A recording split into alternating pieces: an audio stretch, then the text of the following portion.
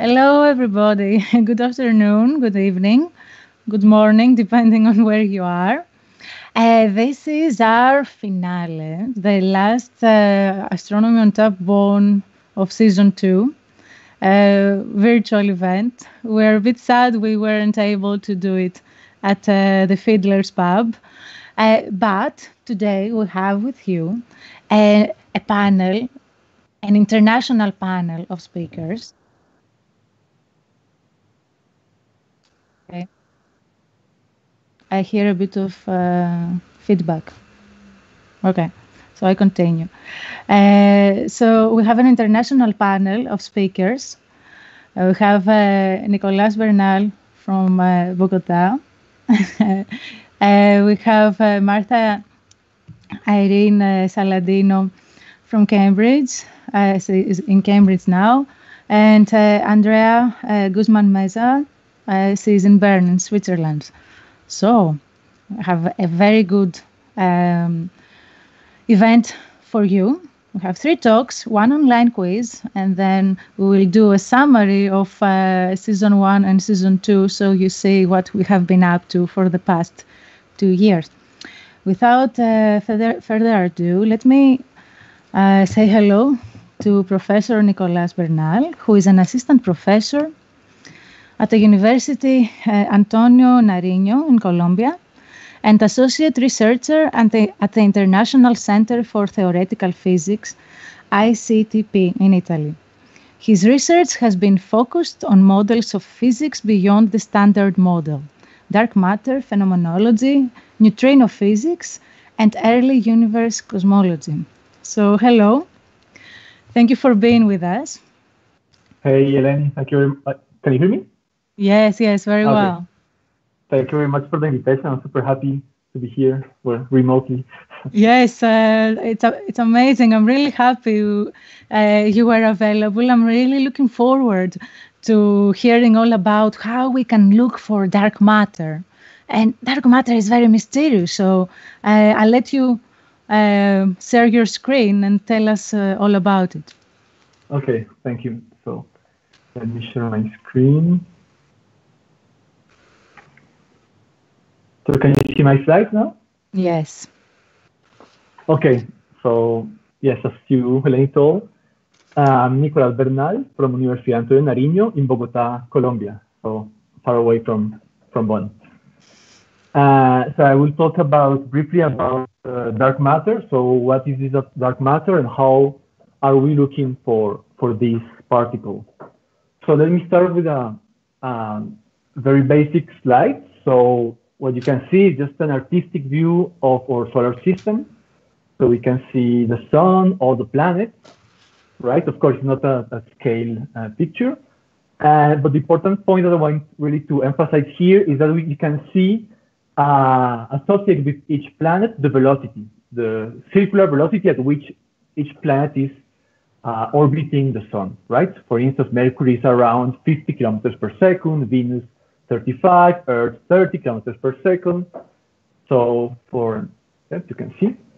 And here is exactly the same information. It's a plot a figure where you can see the orbital speed, so the circular velocity of each planet around the sun, as a function of the distance, right? So you can see, for instance, the Neptune, it's orbiting at smallest velocity, right? So the further you go, the smaller the velocity is, right? And this is very well understood. So if some of you guys have gone to the school, for sure you understand this behavior, right? So with this kind of behavior, we can, for instance, know what is the gravitational potential produced by the sun. So what is the mass of the sun? So my point is knowing how, for instance, here planets are orbiting around the sun, we can know what is the gravitational potential and what is the mass, for instance, the mass of the sun, right? So we can do exactly the same kind of exercise, not with the solar system, but now with a spiral galaxy. So here I'm showing you a picture of a spiral galaxy, right? So here at the center, and we can ask the same kind of question. So we can take, for instance, any point here, for instance, star here, measure the distance from this star to the center of the galaxy, and measure what is its velocity, circular velocity around the center. Sorry to interrupt you.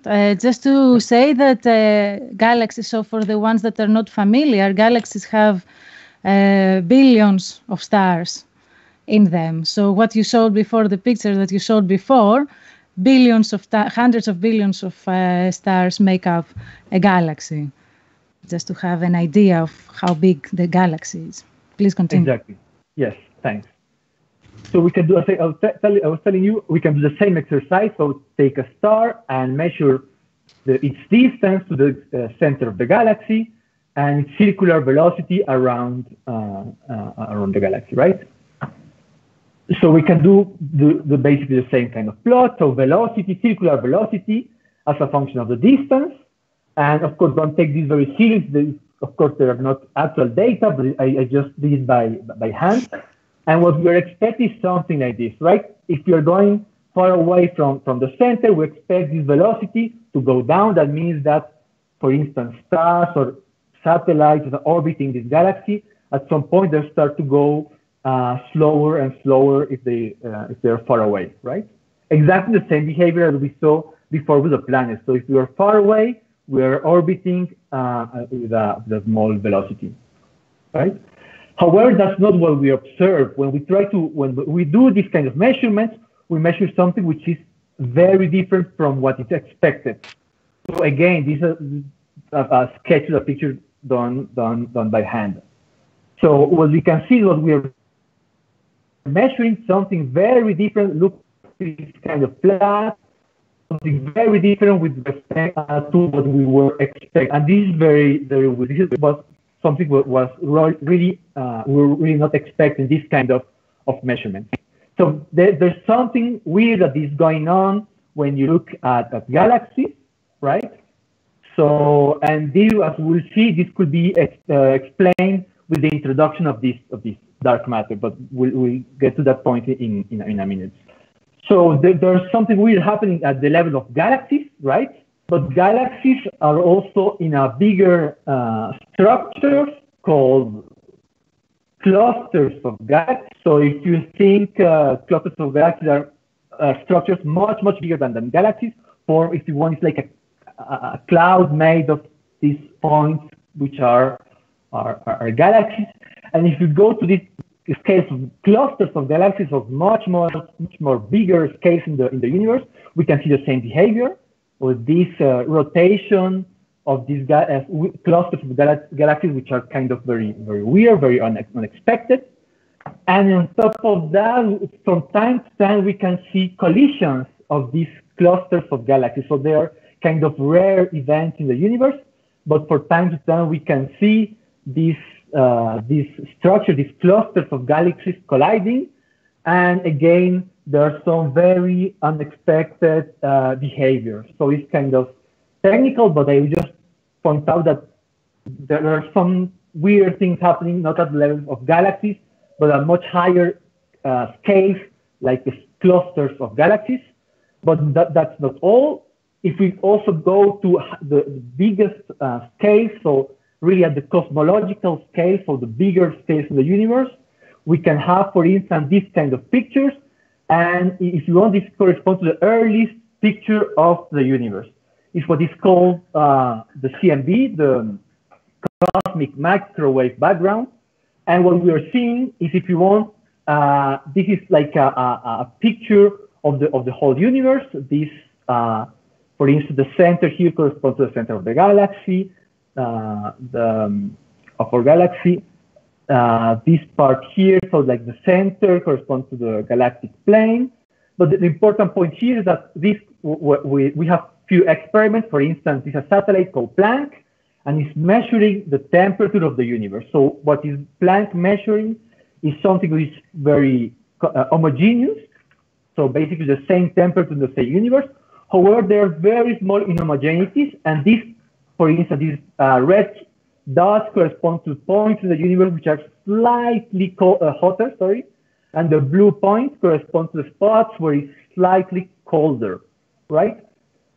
So, but the important thing here is that this kind of very random picture could be very well explained in a model that we have of the cosmos, where dark matter plays a fundamental role. So the important point here is at very different scales, for instance, at the scales of galaxies, or at the scales of clusters of galaxies, or at the highest scales of the universe, for instance, the cosmological scales, there are hints that point toward the existence of new kind of particle, new interactions, new gravitational interactions that could be explained with the introduction of this mysterious dark matter, right? And let me go back to this to the previous slide, because as I was telling you, this corresponds to the earliest picture of the universe, and this can be can be understood very well if we introduce this dark matter, and in particular with this picture we can understand what is the composition of the universe. So I'm Colombian, so at some point I have to talk about arepas. So this corresponds to an arepa, right? And it corresponds to the 100%, right, of the energy and the matter of the universe, right? And from this picture, we know that only about 5% of the universe, of the energy and matter of the universe, correspond to ordinary matter. And when I say ordinary matter, it corresponds to for instance, to the corn of this arepa, but also to all the chemistry, biology, coronavirus, everything that we know is here, this 5%, right? However, 25%, so 5 times more than what I call ordinary matter, is in the form of this mysterious dark matter, right? So it's a huge chunk of the universe, of the total energy and matter of the universe. And the rest, 70%, is in the form of a super weird component, which we call dark energy. So I will not talk about dark energy, even if it's the most interesting part of the universe. And just a couple of words. So the dark energy is responsible for the expansion of the universe, for the accelerated expansion of the universe. It's something super weird that, I mean, we don't know much.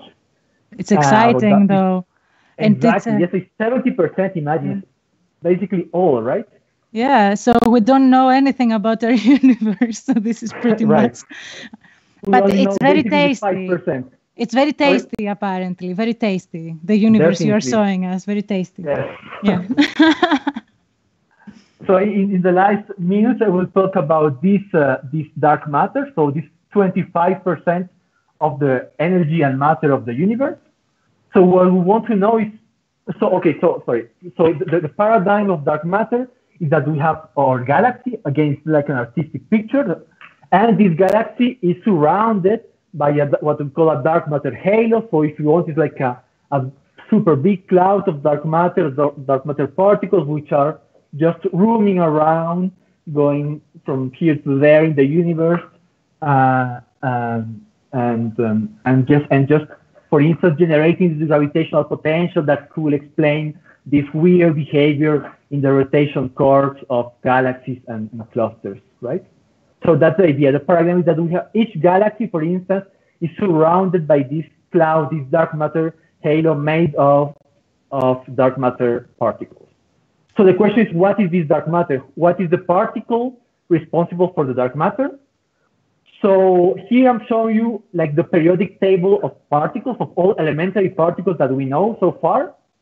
So we have this part here, which is like the matter, and this part here, like in purple, which corresponds to the interactions. So we are very used to electrons, for instance. We know exactly what electron is. It's basically the current, electric current. And protons and neutrons, which are made out of quarks up and down. The other particles are, if you want, like the fat cousins. So muons and taus are like the fat cousins of electrons. And also we have other quarks, charms, strange, sub-bottoms, which are like very close to up and down particles, but just heavier in mass. We have also these mysterious neutrinos. And here we can recognize, for instance, the photon, which is basically the light, the Higgs boson that I guess you guys have heard about the Higgs boson because it was discovered a few years back. And we have other like photon-like particles, but massive, well, not gluon, but we have gluon, G, and W. So the thing is that we would like to find what is the particle responsible for the dark matter. And the dark matter, we know that it's matter, so that means that it has mass. It is dark, that means that it's neutral, that it will not interact much with light. And we also know that it's present, I mean, it has been present all in the whole evolution of the universe. So we want this particle to be stable or very long-lived. So if we impose these three conditions, a particle with mass, a particle that is neutral with respect to the charge, has no electric charge, and is stable, that means that there's no candidate, not viable candidate in the standard model. And that's super exciting because that means that dark matter is a proof of new physics beyond the standard model. That means that we need new particles that we haven't discovered yet in order to explain this dark matter. So that's something super exciting for particle physicists, is that there's something missing, so we have to understand what particles is dark matter, what are the properties, the mass, interactions, all this. So that's something super exciting for us. And what we want is to discover this particle. We're looking for dark matter particles, and there's a big worldwide effort in order to try to disentangle this mystery, to find this particle. And we have different strategies. One is what is called direct detection of dark matter. And it is very simple. For this, we can think of dark matter particles really as beer balls. So we want to find like elastic scattering. We want to have collisions of dark matter with a particle in a detector. So we have big detectors with gas or liquid elements there, very big, of the order of tons of material. And what we expect is that a dark matter particle eventually will come into our detector, will hit one of the particles inside the detector, and let a signal. And this signal could be light, could be an increase of temperature, something like this. And in that way, we will be able to detect the dark matter. So really think this as beer balls, right? A collision of beer balls. That's Nicolás, just to ask you a question. So in the universe, we don't see dark matter interacting with ordinary matter, right? So we cannot say that. That's why you want to do this type of experiments. These are on Earth, right? And where are they? Yes. Where are they located? Are they on the surface? Are they under the surface? They are deep underground. So in mines, yes, because we want to shield these experiments. We want to minimize the interactions with, for instance, with cosmic rays, with muons from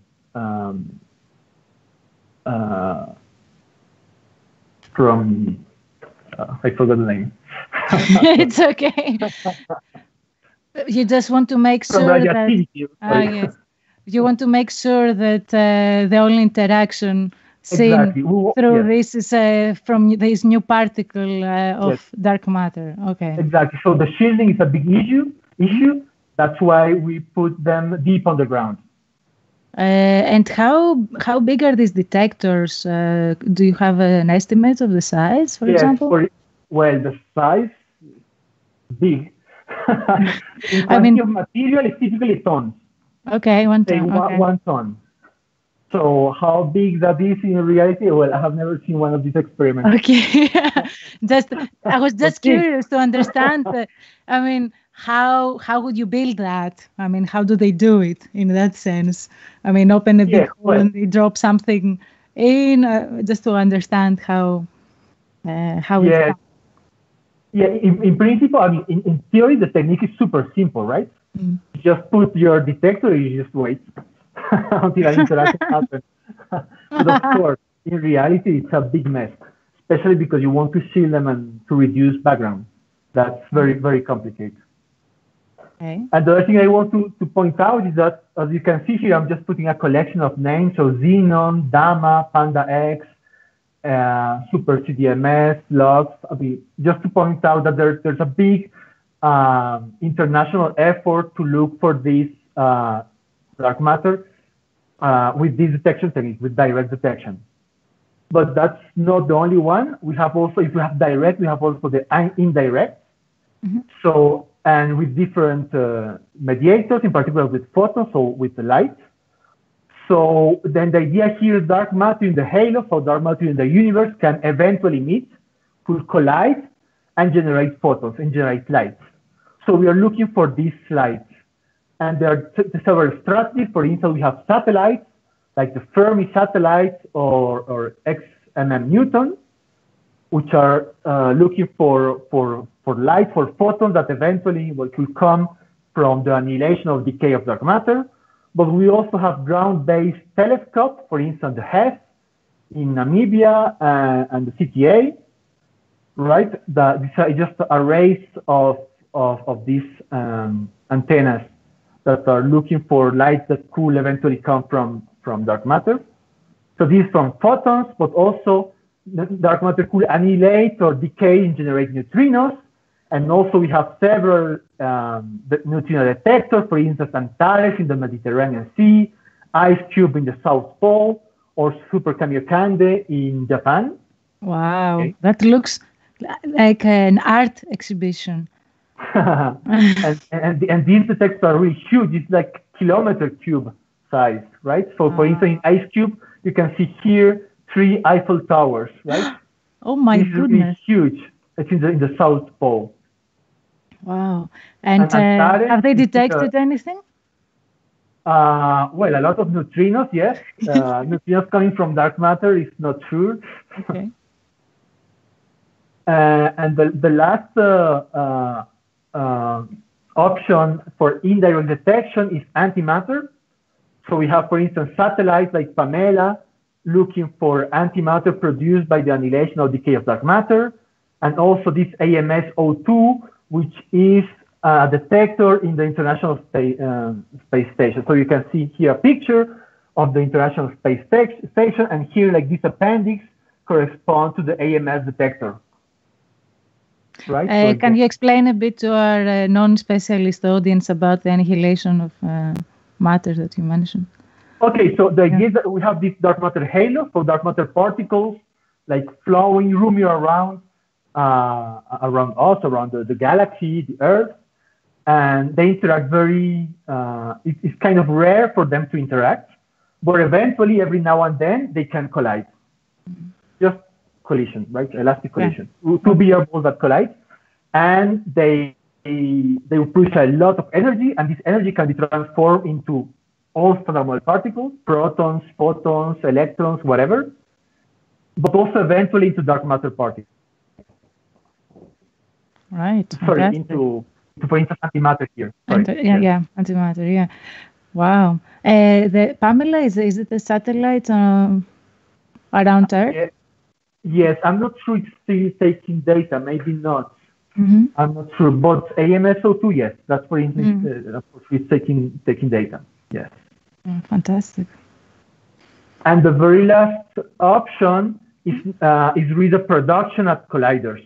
And when I say colliders, maybe you think about CERN, right? So this big proton-proton collider in the border between France and Switzerland. And in particular, CERN has, well, 3 big detectors, maybe 4, Atlas, CMS, and LHCb. And these dark matter could be produced by collision of protons in these detectors. And we aim at detecting these dark matters with these detectors. So, okay, I'm giving a lot of details. The details are not important. The main message is that we have a huge worldwide effort to detect dark matter and with different channels. So direct detection, indirect detection with photons, neutrinos, and antimatter, and also production at colliders. So so the bad news is for now we have no detection, or at least no, we're not sure about that. But that means that we have a lot of questions to answer about the nature, particle physics nature of dark matter. For instance, what is the mass? How was it produced in the early universe? If it's completely stable or it decays? How massive it is? How does it couple to the standard model? I mean, you can see there are many things. Also from the experimental techniques, how to measure in the different mass range, how to increase the sensitivity, the noise reduction, but also from astrophysics, right? There are big questions on astrophysics, how to simulate using, for instance, body simulations, the density profile, the velocity distribution. So I think it's an exciting topic, and in particular because if you remember in my arepa, this dark matter corresponds to 25% of the energy and mass of the universe. That means that 5 times more as the ordinary mass, the ordinary matter, right? So it's a big chunk of the universe that has still to be explained. And then we need to find out what is the rest of the 70%. That's another question, right? So the 70% is dark energy. Yes, and that's a big problem. Yeah, it's amazing all these coordinated efforts, and I suppose of course it's an international contribution, as you said. But what if we have it wrong, and we think we're looking for the wrong thing, and we end up finding something else in the end? Yeah. No. Yeah. That's the risk. But that's the exciting part of science, right? Yeah, absolutely. I didn't know half of these experiments, to be honest. I knew about ice cube from the neutrino detections from jets of active galaxies, but I didn't know the other exciting ones you told us. So is that your last slide? Sorry, just no. interrupted you. Okay, continue, please. Vielen Dank. That is awesome. Thank you so much. That was amazing talk. We have a question, if I can find it again. We have a question from our live chat on YouTube. Thank you very much for the question. So, light interaction is missing, but gravitational interaction still exists. That's how we know. Oh, okay. I'm not reading this right. Is it a question or a comment? I lost it. That's how we know presence of dark matter, right? Or is there another theory to explain the rotation curve discrepancy? Yeah, exactly. Yeah. Okay, we only have gravitational interactions, and but I'm particle physicist, so that's really not enough for me. I really want to know exactly what's the mass, what's the spin, all the quantum numbers, how does it, if it decays, the decay channels, how does it interact with other particles, right? So, yeah, but is it one particle or many? Exactly, that's another story. For instance, in the standard model, we have like chemistry, right? You have how many particles, composite particles. So in the dark sector, it could be exactly the same. It could be very complicated. Yeah. It's I think the first discovery is gonna completely change the way we understand our universe. Yeah, maybe I have to say that for 2 weeks, maybe 2 weeks ago, this collaboration, Zoom collaboration, reports an excess in one of the energy beams. So people got very excited because it could be a sign of dark matter. However, it's pretty likely that it's just tritium, so just contamination of tritium in the detectors. We don't know. We have to wait a bit more. And I have there is another question. And if you can, so people are fascinated by these underground experiments, and if you can go in person, I don't think so, right? I think so, yes. Oh, you do? Okay. But can you go underground?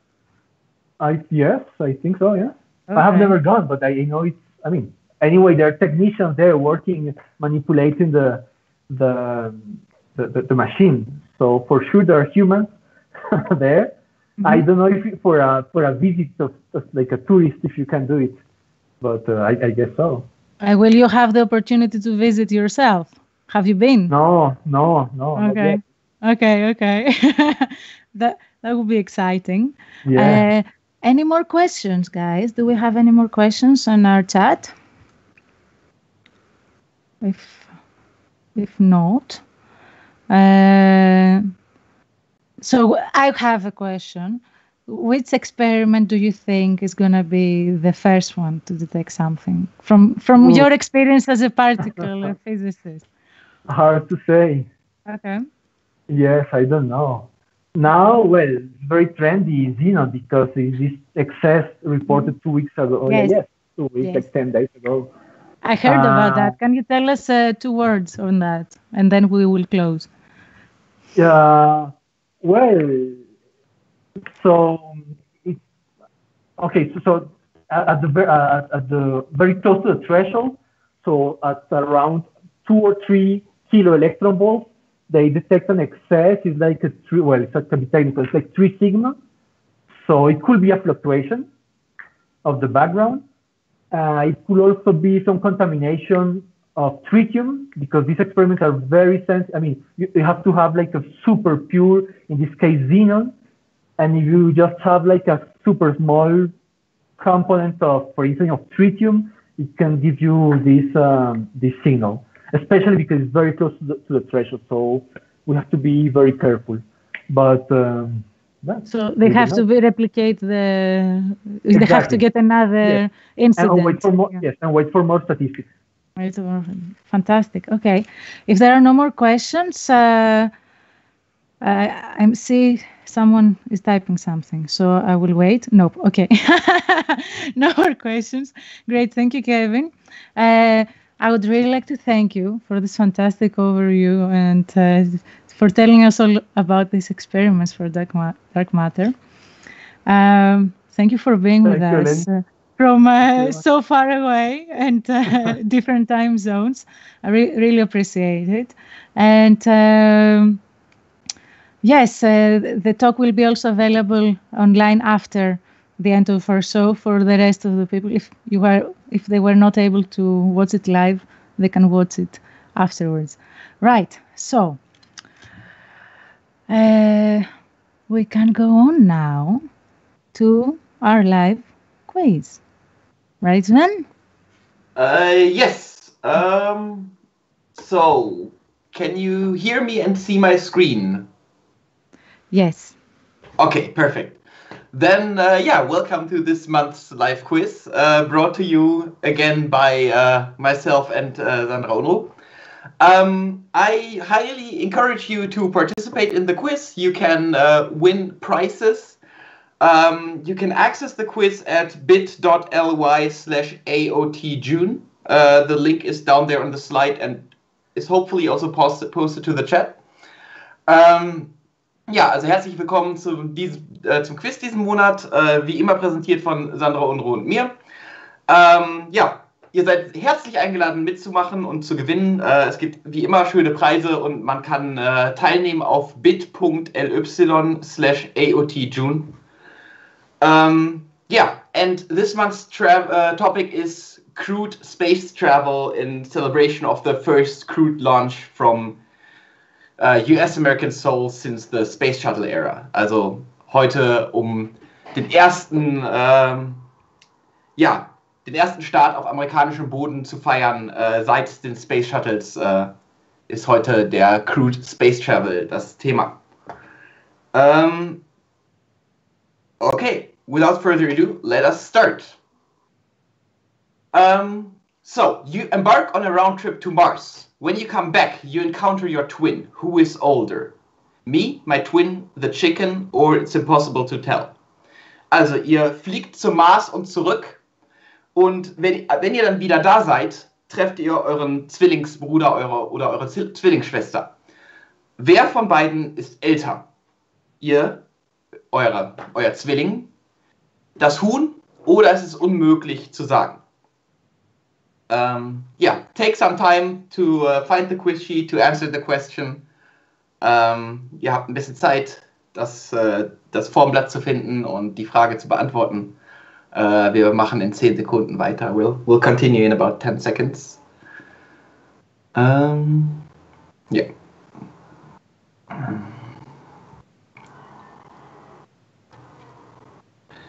Okay, and we continue with awards and honors. So, which award can NASA employees receive for outstanding achievements related to human space missions? The Silver Snoopy Award, the Garfield Medal of Valor, the Mickey Mouse Prize or the Darwin Award? Also, welche Auszeichnungen können NASA-Mitarbeiter bekommen, wenn sie herausragende Leistungen zeigen mit Hinblick auf menschliche Raumfahrt? Also Raumfahrt von Menschen. Den Silver Snoopy Award, die Garfield Medal of Valor, den Mickey Mouse Preis oder den Darwin Award. Wieder nehmt euch ein bisschen Zeit, die Frage zu beantworten. Kein Googeln, das ist Cheating. So take some time to answer the question. Please don't Google, that's cheating. And yeah.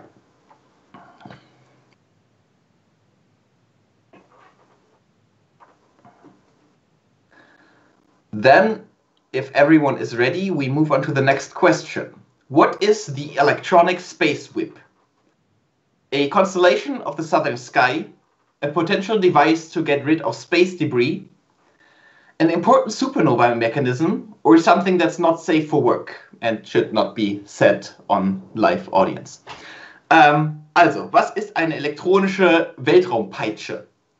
Entweder eine Sternkonstellation auf der südlichen Hemisphäre oder eine Möglichkeit, Weltraumschrott loszuwerden, ein wichtiger Mechanismus bei Supernova oder etwas, was man nicht live sagen sollte auf YouTube.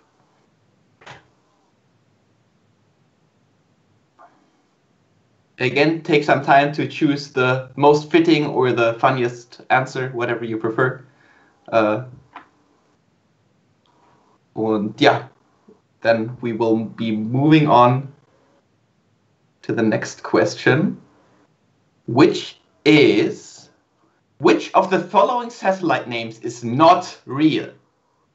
Asterix from France, Swisscube from Switzerland, Minerva 1 from Italy, or Tupac Katari from Bolivia? Also, welcher der folgenden Satellitennamen ist nicht echt? Asterix aus Frankreich, Swisscube aus der Schweiz, Minerva aus Italien oder Tupac Katari aus Bolivien. So all of these satellites were the first ones to be launched by that nation, except one. One is fake. Also alle Satelliten waren jeweils die ersten, die jemals von diesem Land gestartet wurden, außer einer. Einer ist kein Satellit. So again, choose what you think is right or guess randomly. And we will be moving on to the next question, which is, why will the US Space Force have trouble selling merchandise? Shipping Death Stars is a nightmare. No one will ever want to buy it. US armed forces are not allowed to sell merchandise. Or the trademark is owned by Netflix. Also warum wird die Space Force der Vereinigten Staaten Probleme haben, wenn sie Merchandise verkaufen will? Entweder weil man Todessterne so schlecht verschicken kann, oder weil keiner jemals was davon kaufen wollen wird, oder weil die Streitkräfte der USA generell nichts verkaufen dürfen, kein Merchandise verkaufen dürfen, oder weil der Trademark für Space Force von Netflix reserviert wurde. Again, take some time to choose the right answer or just randomly guess. Sucht euch was aus. Und wir gehen zur nächsten Frage. We'll be moving on to the next question, which is, what can SpaceX do that the US government cannot do currently? Land and recover booster rockets, launch crewed missions to the ISS, send 7 people into orbit in one flight, or all of them. Also, was kann SpaceX tun, was die Vereinigten Staaten oder die NASA nicht kann? entweder die Booster-Raketen landen und bergen, Menschen auf die ISS schicken, 7 Leute mit einem einzigen Start in Orbit befördern oder alle 3. Again, no Googling is allowed. Googlen ist nicht erlaubt. Ansonsten ratet einfach oder nehmt das Logischste oder ihr wisst es. Vielleicht einige. And we are moving on to the Planck satellite, which is very, very famous among astronomers, but it also set a lesser known record, which is either the coldest place in outer space, the furthest artificial object from Earth, the loudest space probe, or the longest active space probe. Also der Planck-Satellit ist unter Astronomen sehr, sehr bekannt, aber er hat auch einen etwas weniger bekannten Rekord gebrochen. Und zwar entweder der kälteste Ort im Weltraum, das künstliche Objekt, was am weitesten entfernt von der Erde ist, der lauteste Satellit oder der Satellit, der am längsten aktiv war.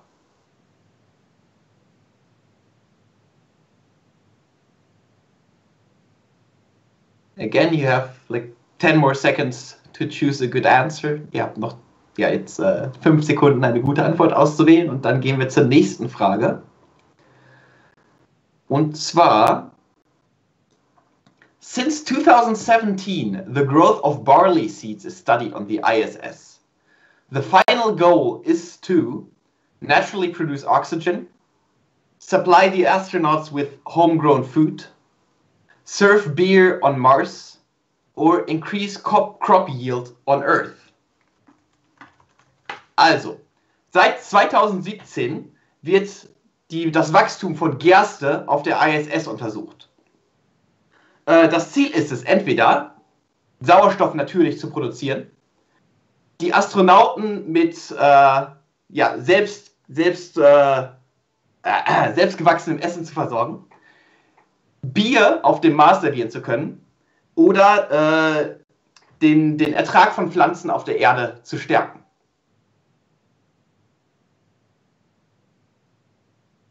Again, you have 5 more seconds.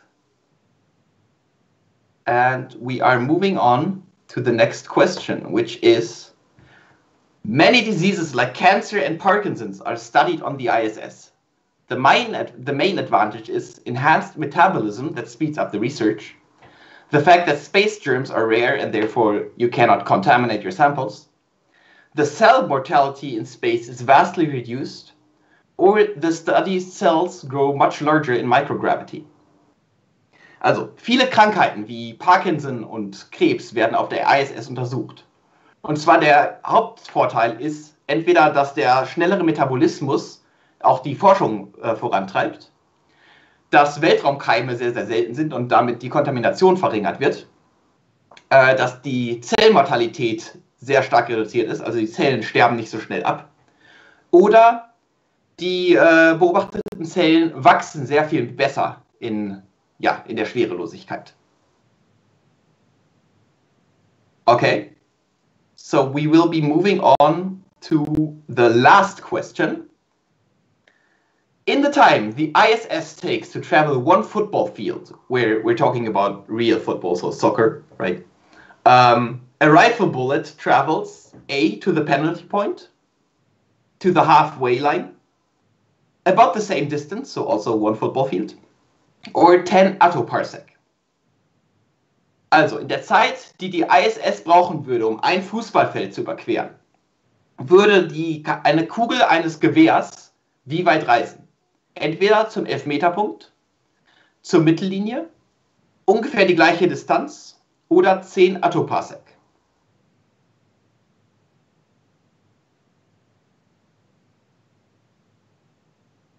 Okay, take some time to go over your entire form, double check your answers. If you're sure that everything is correct or at least everything the way you want to be, click submit. Also geht nochmal durch das komplette Quest durch, checkt eure Antworten, wenn alles richtig ist oder zumindest so, wie ihr es wollt, schickt das ab. Und yeah, how to win. That's an important point. So the winning strategy is to get more than 25% of the correct answers. And then just you be the randomly drawn winner. And then you get your prize. Also ihr müsst mehr als 25% der Antworten richtig beantwortet haben. Dann müsst ihr nur noch der zufällig gezogene Gewinner sein und ihr kriegt euren Preis. We will notify you by email, so make sure you put the correct email. Also wir werden euch per E-Mail benachrichtigen. Schreibt die richtige E-Mail oben ins Feld. Yeah, now or never, send your answers now. Schickt eure Antworten jetzt ab. Nachdem wir über die Lösungen gegangen sind, können wir die natürlich nicht mehr annehmen. So after we discuss the solutions, we can of course not accept more answers.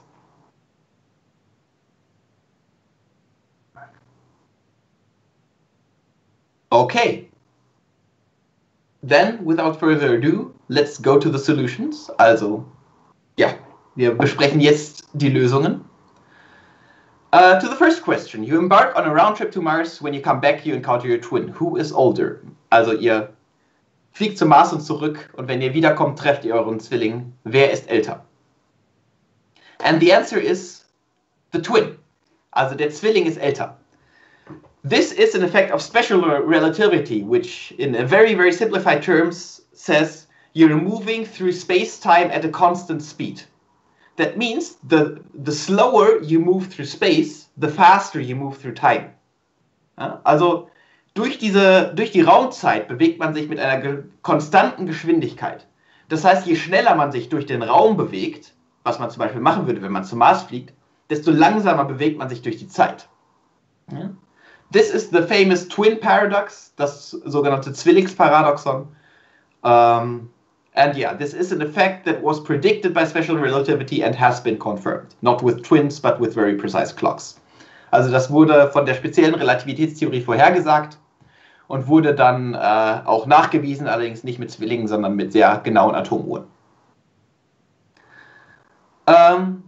Which award can NASA employees receive for outstanding achievements relating to human space missions? Also welchen Preis können NASA-Mitarbeiter gewinnen, wenn sie große Erfolge geleistet haben? And the answer is the Silver Snoopy Award. This is a picture of the actual award. Each award that is handed out was flown on a space mission and is then handed to a person that qualifies. Each year, less than 1% of NASA employees qualify for this award, so that now in total almost 15,000 pins were awarded. Also das ist der sogenannte silberne Snoopy Award.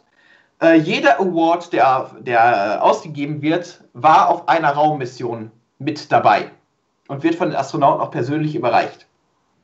Es wurden bis heute fast 15.000 dieser Awards ausgegeben. Und jedes Jahr bekommen weniger als 1% der NASA-Mitarbeiter das. Also es ist eine relativ exklusive Auszeichnung.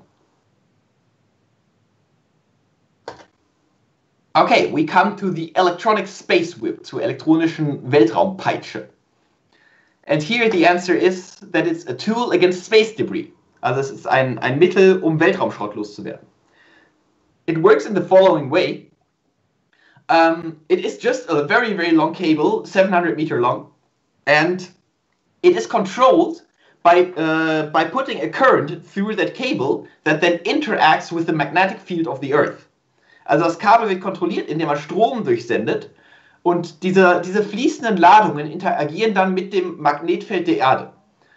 And yeah, this is supposed to latch onto space debris and then whip it down to the atmosphere. Also das soll an Weltraumschrott quasi andocken mit einem Magneten und das dann runterschießen in die Atmosphäre. A prototype has already been launched and tested. But yeah, that is it so far. Also einen Prototypen gibt es schon, aber es ist noch nicht in Serienreife. Okay, which of the following satellite names is not real? Also welchen Namen haben wir uns ausgedacht? And the answer is Minerva 1. Also Minerva 1 war ausgedacht. The real name is San Marco 1. Yeah, it was the first Italian satellite, Asterix the first French, Swisscoop the first Swiss, and Tupac Katari the first Bolivian one. But the French were the only ones to also launch their own satellite. Everyone else relied on other nations to launch them. Also der richtige Satellitenname wäre San Marco 1 gewesen. Es war der erste italienische Satellit. Und tatsächlich, die Franzosen waren eigentlich die einzigen, die ihren ersten Satelliten auch mit ihrer eigenen Rakete gestartet haben. Alle anderen mussten sich auf andere Nationen verlassen.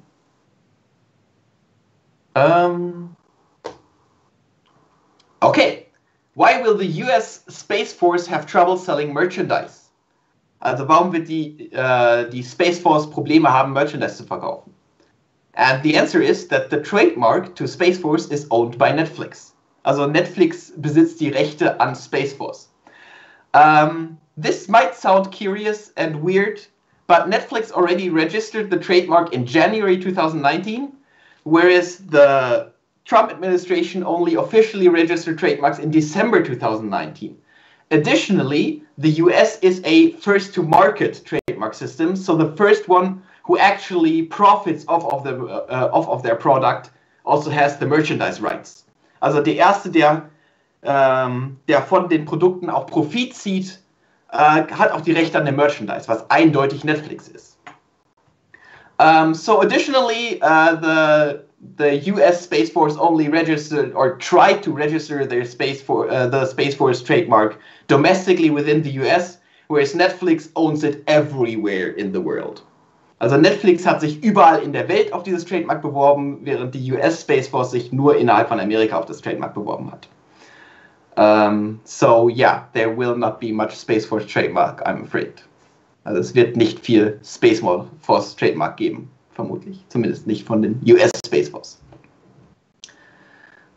Okay, moving on to what SpaceX can do that the US government cannot. Also was SpaceX tun kann, was die Vereinigten Staaten aber nicht können.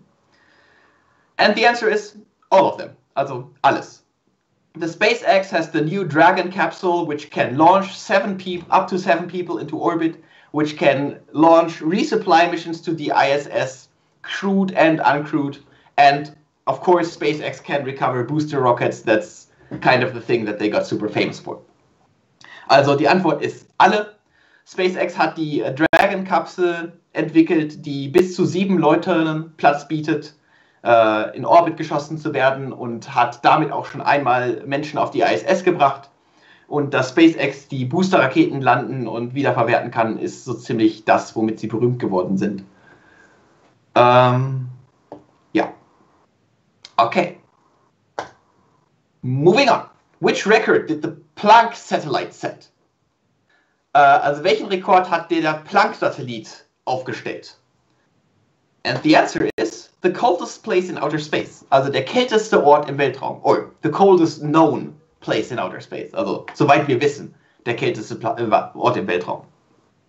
The reason for that is not very complicated. So the Planck mission measured the cosmic microwave background, which is at 2.7 Kelvin, so 2.7 degrees above absolute zero.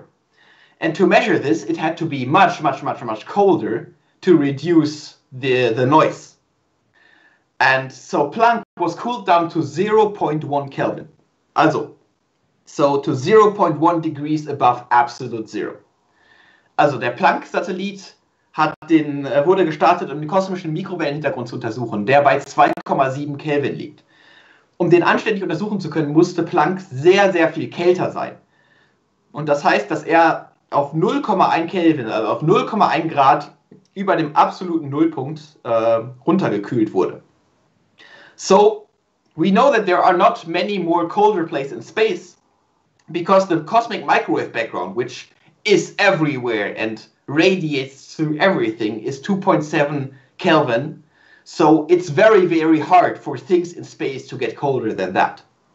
Ja, also der Grund, warum wir denken oder glauben zu wissen, dass das der kälteste Ort im Weltraum ist, dass der kosmische Mikrowellenhintergrund 2,7 Kelvin warm ist und der ist überall und strahlt überall hin.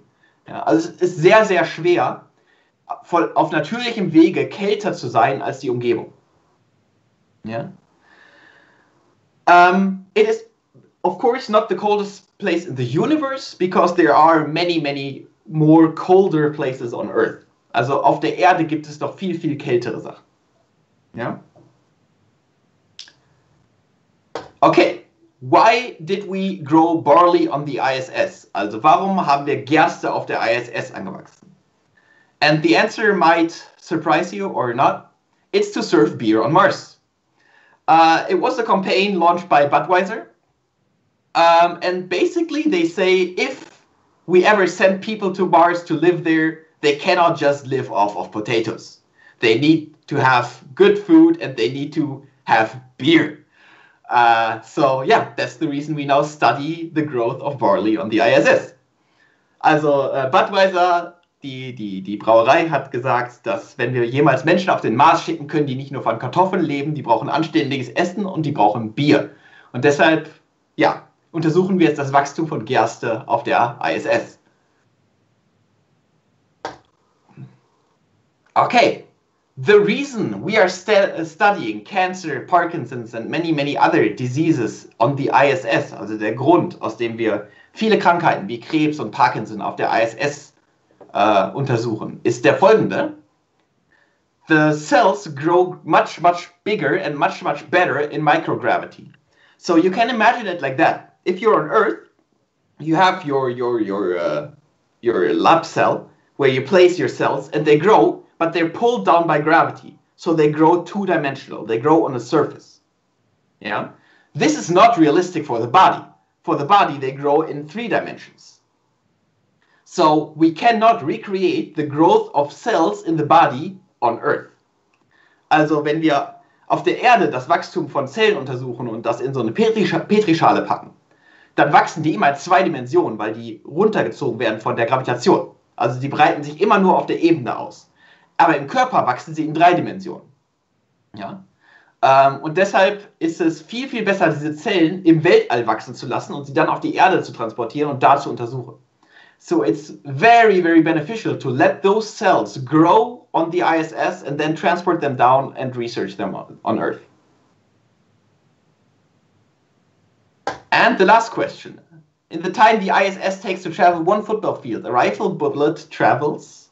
Also in der Zeit, die die ISS braucht, ein Fußballfeld zu überqueren, reist eine Gewehrkugel to the penalty point, also zum Elfmeterpunkt. Ungefähr 11 Meter, yeah, so 11 meters. The reason for that is that the ISS is fast, very, very fast. It moves at 8 kilometers per second. Also die ISS bewegt sich mit 8 Kilometern pro Sekunde. A rifle bullet travels at about 800 meters per second, also mit 800 Metern pro Sekunde bewegt sich eine Gewehrkugel, which gives a factor of 10 between their speeds. So, yeah, whenever you ask yourself why it's hard to shoot things into space, it's not, comparatively. It's not hard to shoot things into space, it's hard to make sure that they stay there. Because for them to stay there, they have to be very, very fast. And you have to create all that energy. Also genau, wenn ihr euch jemals fragt, warum es hart ist, Sachen in den Weltraum zu befördern, ist es nicht. Also verhältnismäßig ist es nicht so schwer, Sachen in den Weltraum zu befördern. Es ist schwer, dafür zu sorgen, dass sie da bleiben. Weil dafür müssen sie unglaublich schnell sein. Und dafür muss man sehr viel Energie aufbringen. Okay, if there are no questions, this ends to this month's quiz. I hope you had fun. We will notify the winner by email. And yeah, I hope to see you when the next season starts.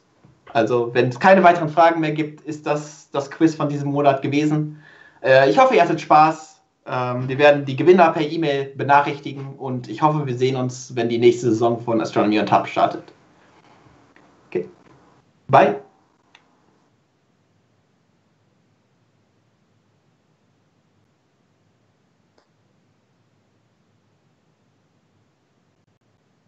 Right. So, thank you, Sven. Now we have Felix. Felix, are you here with us, moderating this session? So I will give over to Felix to introduce our next speaker. Well, good evening, everyone. I hope that you can see me and hear me well. I'm Felix. I'm a PhD student at the Max Planck Institute for Radio Astronomy.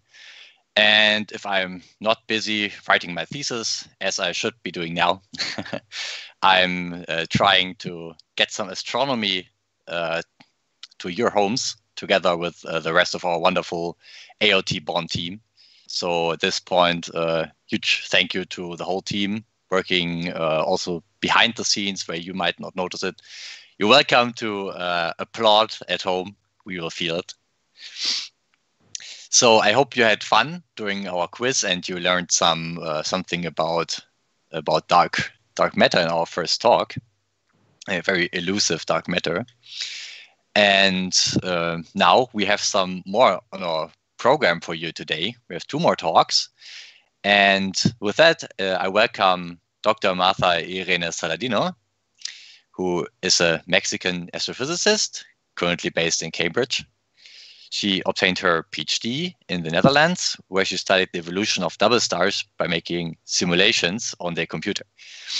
Currently, she works as a science communicator, and she develops tools to make astronomy accessible to the general public, but especially to inspire new generations and underrepresented groups.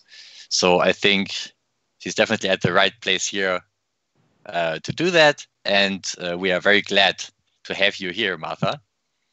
Thank you very much. Can you all hear me well? I can hear you. Okay, perfect. I'm going to start sharing my screen then. Yes, we are excited to hear something about our neighboring planet. Okay, can you see my screen now? I can see it. Okay, perfect. So thank you very much, Felix, for the introduction. Indeed, my name is Martha Irene, and today I'm going to tell you an overview about Mars. So I'm going to start by telling you a little bit of its history, its present, and why are we so interested in reaching this planet. So if we were in the same room, I would be asking you this question. What are the words that come to your mind when you think about Mars? But since we have to make this session digital, I can't really ask this question, although you can type it on YouTube. And instead, I decided to make an experiment with my friends who are astronomers, some other friends who are not astronomers, and family. So I asked them this question, and I'm going to share with you the answers they gave me over the past days. So the first answer I got, and it was possibly the most popular answer, was the image that you are seeing on screen. And it's not the square, but the color. So most of people told me that when they think about Mars, they also think about red. And this is not unsurprising, because if we were on a clear night outside and I asked you if you could point to Mars in the sky, you would probably point to one of the red stars in the sky. And this is something that we usually associate red with Mars. Another answer that I got was mythology. And this is also correct, because actually Mars was named after a Roman god, the Roman god of war, because Mars resembles blood. But you may tell me, well, the image that you are showing does not really show anything Roman. And that is true. I am Mexican, as Felix mentioned, and my Mexican friends told me that Mars is also associated to Xolotl, the Aztec god for fire. So I just thought of putting it there. Then another common answer that I got, including my mother-in-law, was Martians. And this is actually not surprising either, because, well, most of science fiction that has been written assumes that there are some beings living in Mars, and we actually have some names for them. We call them Martians. Other people told me this other Martian, the movie The Martian, in which there is this astronaut that gets stuck in Mars while on a mission there and needs to find ways to survive. I'm going to talk a little bit of some of the topics that are mentioned in that movie in this talk. Another answer that I got was dust, lots of dust. And that is correct. If you think about Mars, probably you always imagine it with this kind of foggy sky that is very reddish. And that is because of all the dust that exists there. Another answer that I got that was quite interesting was the Mars rover competition.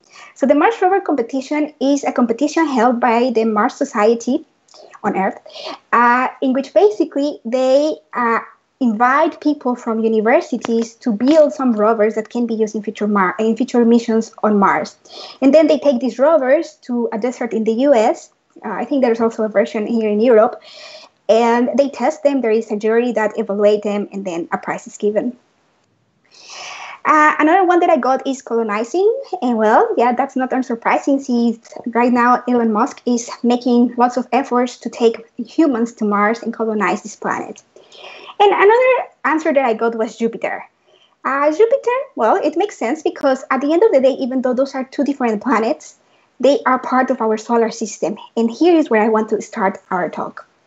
So I'm going to start with this slide that shows our solar system. It's not to scale, but we are going to focus in this talk on the fourth planet in the solar system. And the question is, why is there so much focus right now on this planet? Why not on all of the other one, if there are 7 more, well, but the Earth? So let's begin with these planets, Jupiter, Saturn, Uranus, and Neptune. Why can't we just, why isn't there any interest to visit them? Well, that's one of the reasons maybe that it's because they are gas planets. And by this, I mean, we can go and visit them, and they are very interesting. They have interesting properties. But the problem is that if we land on those planets, we can't actually land. Basically, we would be sinking because it's just like traveling through clouds. And then we would sink, and probably the pressure in them would crash us. So we are left with these planets, which are called the rocky planets or terrestrial planets. So the sizes of the planets are to scale, right? Here, yes. In this case, they are to scale. Yes. So we have Mercury. So why not going to Mercury? Well, one of the problems with Mercury is that it's very close to the sun. And since it's very close to the sun, the temperatures there are very high. They are over 400 degrees during the daytime. But also, Mercury doesn't have an atmosphere, which makes it very cold at night. Temperatures in Mercury drop during night to minus 180 degrees. Wow. Yes. Then we have Venus. And you may say, well, Venus is farther away from the sun, and it looks like a nice place to go. But actually, it's not. Temperatures on Venus are actually the highest in the solar system, more than on Mercury. And the reason for this is that there is a greenhouse effect going on in Venus that basically prevents all the heat that arrives to the planet. It cannot leave. It stays there. So Venus is like hell. So we are left with Mars.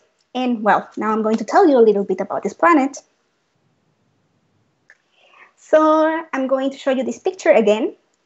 And this tells us how far is Mars from the sun. So Mars is at the distance of 1.52 astronomical units away. And you may tell me, what is an astronomical unit? An astronomical unit is the separation that exists between the sun and Earth. But I'm going to give you the actual number because I know that you don't want to deal with other units. So in kilometers, that means over 200 million kilometers. That's how far away Mars is from our sun. Now I'm going to show you some of the orbits.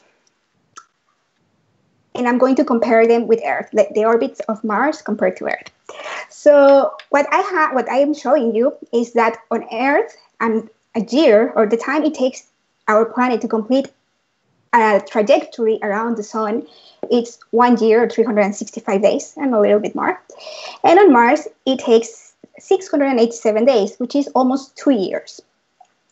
Also, as you know, our planet is spinning. It's on around its own axis, and it does that at during a time of 23 hours, 56 minutes, and 4 seconds. Mars is also spinning around its own axis, and it completes a spin in 24 hours, 37 minutes, and 20 seconds. They look very similar, right? Now, let's talk about seasons. On Earth, as you may know, what gives rise to season is the tilt that exists on Earth. So as our planet moves around the sun, it tilted, and it's always tilted. So that means that our planet is moving on a plane similar to the sun. And then the planet, instead of being like this, it's like this. It has a little bit of a tilt, and that's how it spins and it moves around the sun. So of course, as it moves, the sunbeams change in direction, and sometimes they illuminate more the north, and that's when we have summer. And in the meantime, it's wintertime in the southern part of our planet. And when this changes, then the seasons also change. So the tilt that our planet has, if we measure it from a plane perpendicular to the plane in which Earth moves, it's of 23 degrees. Now, it turns out that Mars also has a tilt, and the tilt is 25 degrees. This means that in Mars, seasons also exist. And of course, they vary in length because also Mars is farther away and it takes longer to complete a path around the sun. Now, what about their size? Very similar to Earth in many ways. Yes, that's what I want you to understand at the beginning of this talk. So what about their size? Well, here it's not that similar. Mars is half more or less the size of Earth, whereas Earth has a radius of 6,000 kilometers, Mars only has a radius of 3,000 kilometers. And what about their gravity? So our planet is more massive than Mars. That means that it pulls us more stronger than Mars. So whereas on Earth, for example, if you weigh around 80 kilograms, on Mars you would weigh around 27 kilograms. So there you would be able to jump and stay a little bit up for probably a bit longer than on Earth. So that's one way to make a diet. Yes. Just don't tell anyone where you are, in which planet your weight is measured. So now I call this landscape. It's not actually a landscape, but I just wanted to compare some of the places that exist on Earth with Mars. So we have the Grand Canyon in the US, and in Mars there's also a canyon. It's called Valles Marineris, and it's actually the largest canyon in the solar planet. It extends for up to 3,000 kilometers. By the way, the previous picture is just an artist's impression. It's not an actual picture of Mars. What about volcanoes? Here on Earth, we have volcanoes, and sometimes they are active. Well, it turns out that Mars also has volcanoes. And actually, Mars has some of the largest volcanoes on Earth. There is a region called the Tharsis region, where volcanoes are 10 to 100 times larger than on Earth. So in Mars, there's also something called Olympus Mons, which is a volcano that is the highest volcano and mountain in the solar system. Its height is 22 kilometers. I just can't imagine that if I looked through my window, how tall it would look like. And on Earth, well, we have Mauna Kea. That's our highest volcano. Above sea level is only 4,000 kilometers, but it extends below sea level, and its total height is about 10,000 kilometers. So if you want to compare, for example, Olympus Mons to Mount Everest, Olympus Mons would be 2.5 times bigger. Wow, that high? Yes, that high. Now, what about satellites? Well, our planet has the moon, and Mars has 2 moons. But the moons in Mars are smaller than our moon. Our moon has a radius of 1,700 kilometers, whereas the moons in Mars, called Phobos and Deimos, have a diameter of 22 and 12 kilometers, and they are actually not that far away as our moon. Our moon is at a distance from Earth of 384,000 kilometers, and Phobos and Deimos are at distances of 9,000 and 23,000 kilometers, respectively. So the question that I have now for you is like, if it looks a lot like Earth, can life actually prevail there? Or what happened in Mars? Why haven't we found life there? So let's compare the atmospheres of both planets. So our atmosphere on the right is mainly made of oxygen and nitrogen. And oxygen is a very useful element for us because that's what we need to breathe, right? That's how we survive. If we compare the atmosphere on Mars, we find that its atmosphere is very thin. It's only 1% of our atmosphere, so it's 100 times smaller. And it's also mainly made of carbon dioxide. It's actually 96% of it is what makes it. So it would be very hard for us to live there because we wouldn't be able to breathe. So what happened, or why is the atmosphere of Mars so thin? Was it thicker in the past? Well, let's go back a billion years ago. So in the past, Mars actually had water. We have proved that there was water in Mars. All the rovers that have been sent on missions to Mars have proved that there are traces of liquid water flowing in the planet, because you can find pebbles and also traces of this. Or like the canyon that we saw earlier. Exactly. Yes. Exactly. That's a very good example. So now this is how Mars looks like. Where is all the water? Yeah, there is ice, water in the poles, but what happened to the rest?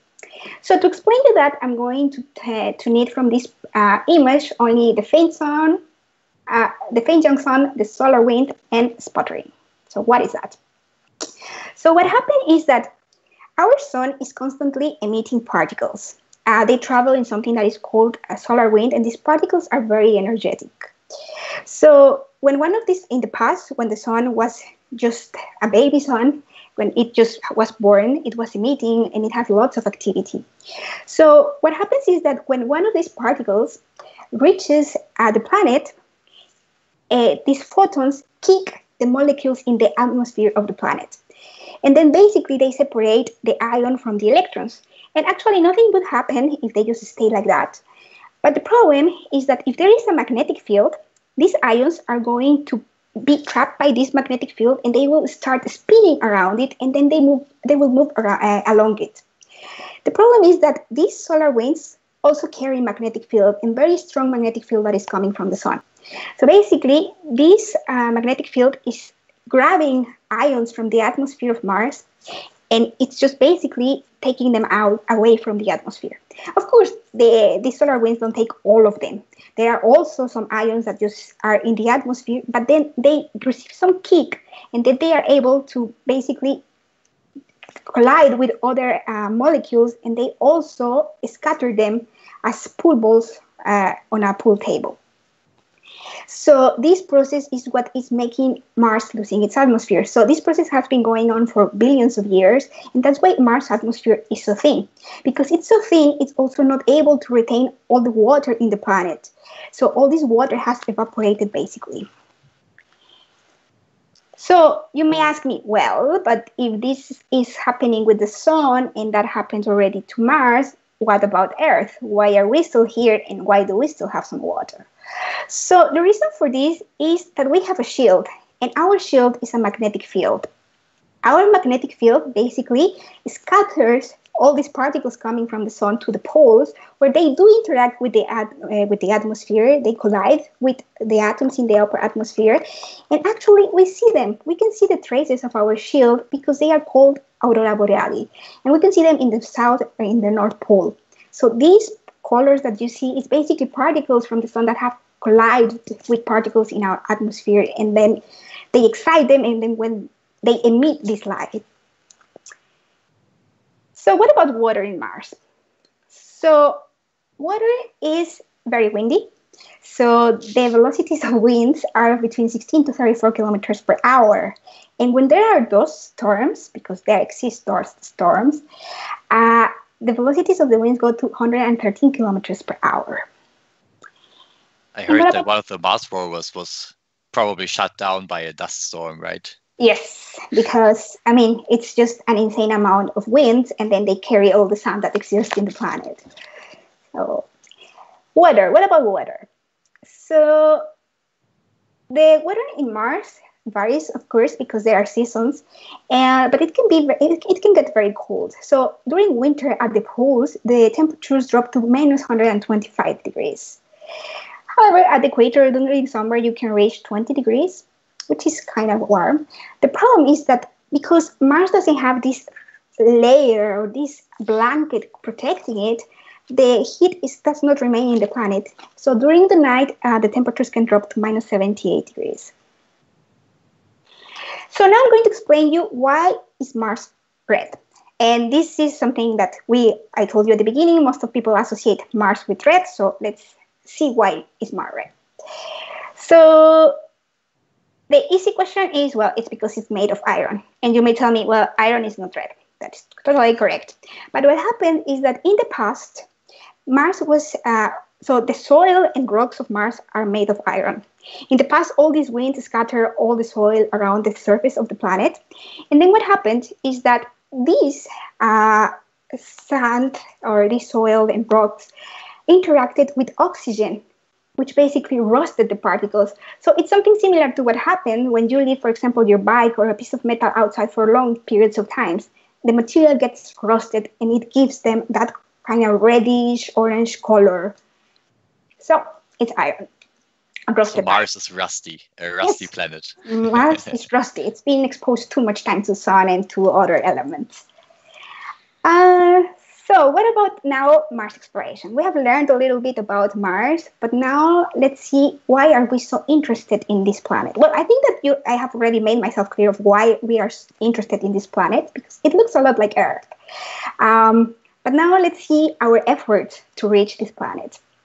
So it's not that far away from us. It would take a crew about 6 to 8 months to reach this planet. So you may think like, okay, it's not that far. But well, there are many buts in the way. So the first probe that was sent to this planet that successfully arrived was the Mariner 4, and it was already a probe that fly by the planet. I should tell you that there have been 55 missions sent to Mars so far, of which only 25 have succeeded. So yeah, it's not that those statistics I think are not super good for Mars. It shows that it's not easy. Yeah, it's not easy, exactly. So the next probe was Mariner 9. That was a probe that was actually orbiting the planet. It was launched in the 70s. And the first probe that actually landed on the planet was Viking 1.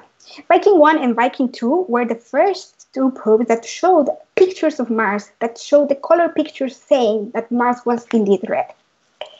And then after that, we've been having many other probes, Curiosity, for instance, and we had Opportunity and Spirit. Spirit and Opportunity were the ones who proved that liquid water existed in the past. Curiosity is studying rock composition. So usually I give a workshop for kids called A Trip to Mars. And it's very funny because I explain kids so basically I take kids and I explain them what it would take to get to Mars. And after the workshop, I asked kids if they would like to go to Mars after everything I explained, because at the beginning they are very excited. And I will share with you the answer that they give me always. So let's go to Mars. So one of the first problems that we would have if we try to go to Mars is called cosmic rays and solar energetic particles. So these particles are protons that are very energetic, and that are the leftovers of, for example, stars dying via supernova, or in our sun also emits very highly energetic particles. So the problem with them is, like, if they pass through our skin, they will basically fragment our cells and DNA. And this will cause damage in the longer time. This could cause cancer. And in very extreme cases, if you are exposed to this in a very big amount, then you can also get acute radiation sickness. On Earth, we don't have this problem because we are protected by our magnetic field and our atmosphere. So that's perfect. But if you are going to send a crew to Mars, you have to protect them. You have to basically to create a shield that will protect them once they leave our atmosphere. And this is one of the things that it's a bit complicated. Another problem is food, as you may imagine. If you are going to send a crew for 8 months on a mission, and then they arrive to Mars, and they stay there for a bit, and then you want them to come back, you have to prepare them food for at least over a year. And this is very expensive, and how are you going to transport this amount of food?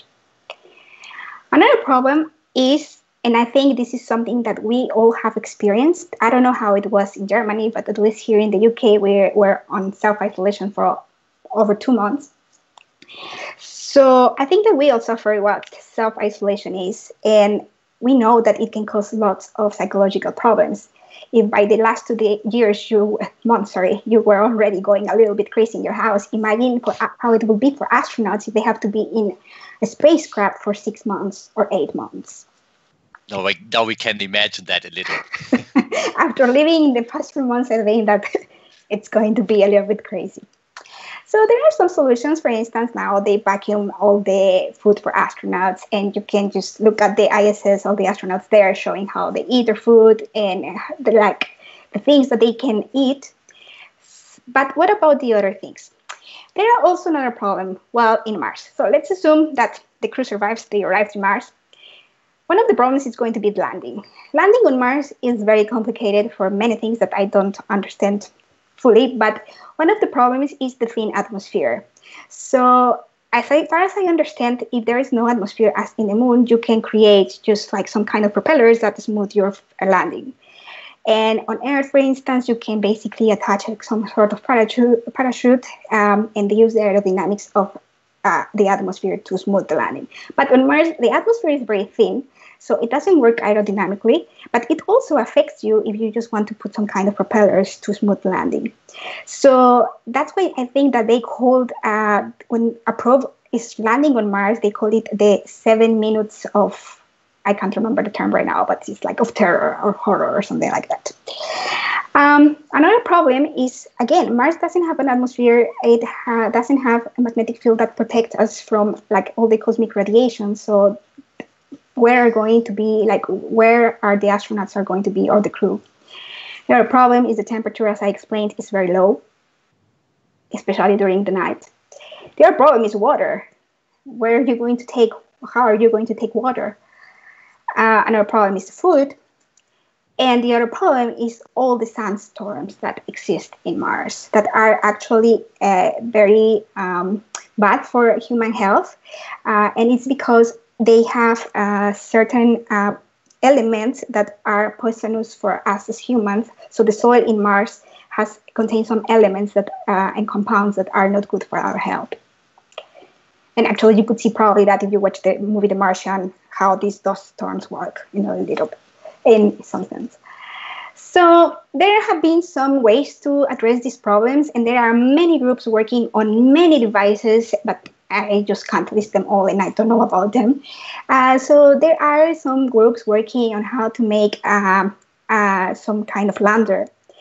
I also read that there are also some other ideas in which instead of landing on Mars, then they would presumably land on Phobos, one of the moons, and from there just make some kind of space elevator to transport people to Mars. Very interesting. Yeah, I know that sounded like science fiction. Then there are also people who are doing analog missions on Earth for Mars. So people who do that are analog astronauts. This picture I have here is from the Austrian Space Forum. They have a program in which they train analog astronauts. So it's people who do missions here on landscapes similar to Mars, or where the conditions are similar to Mars. So they take them to a desert in the middle of nowhere. They leave them there for a month or so. And in the meantime, they experiment how the suits would work.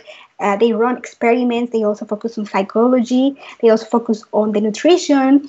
And if you are interested, I made an interview to an analog astronaut, and it's available on YouTube. You can just go to the link that it's shown there.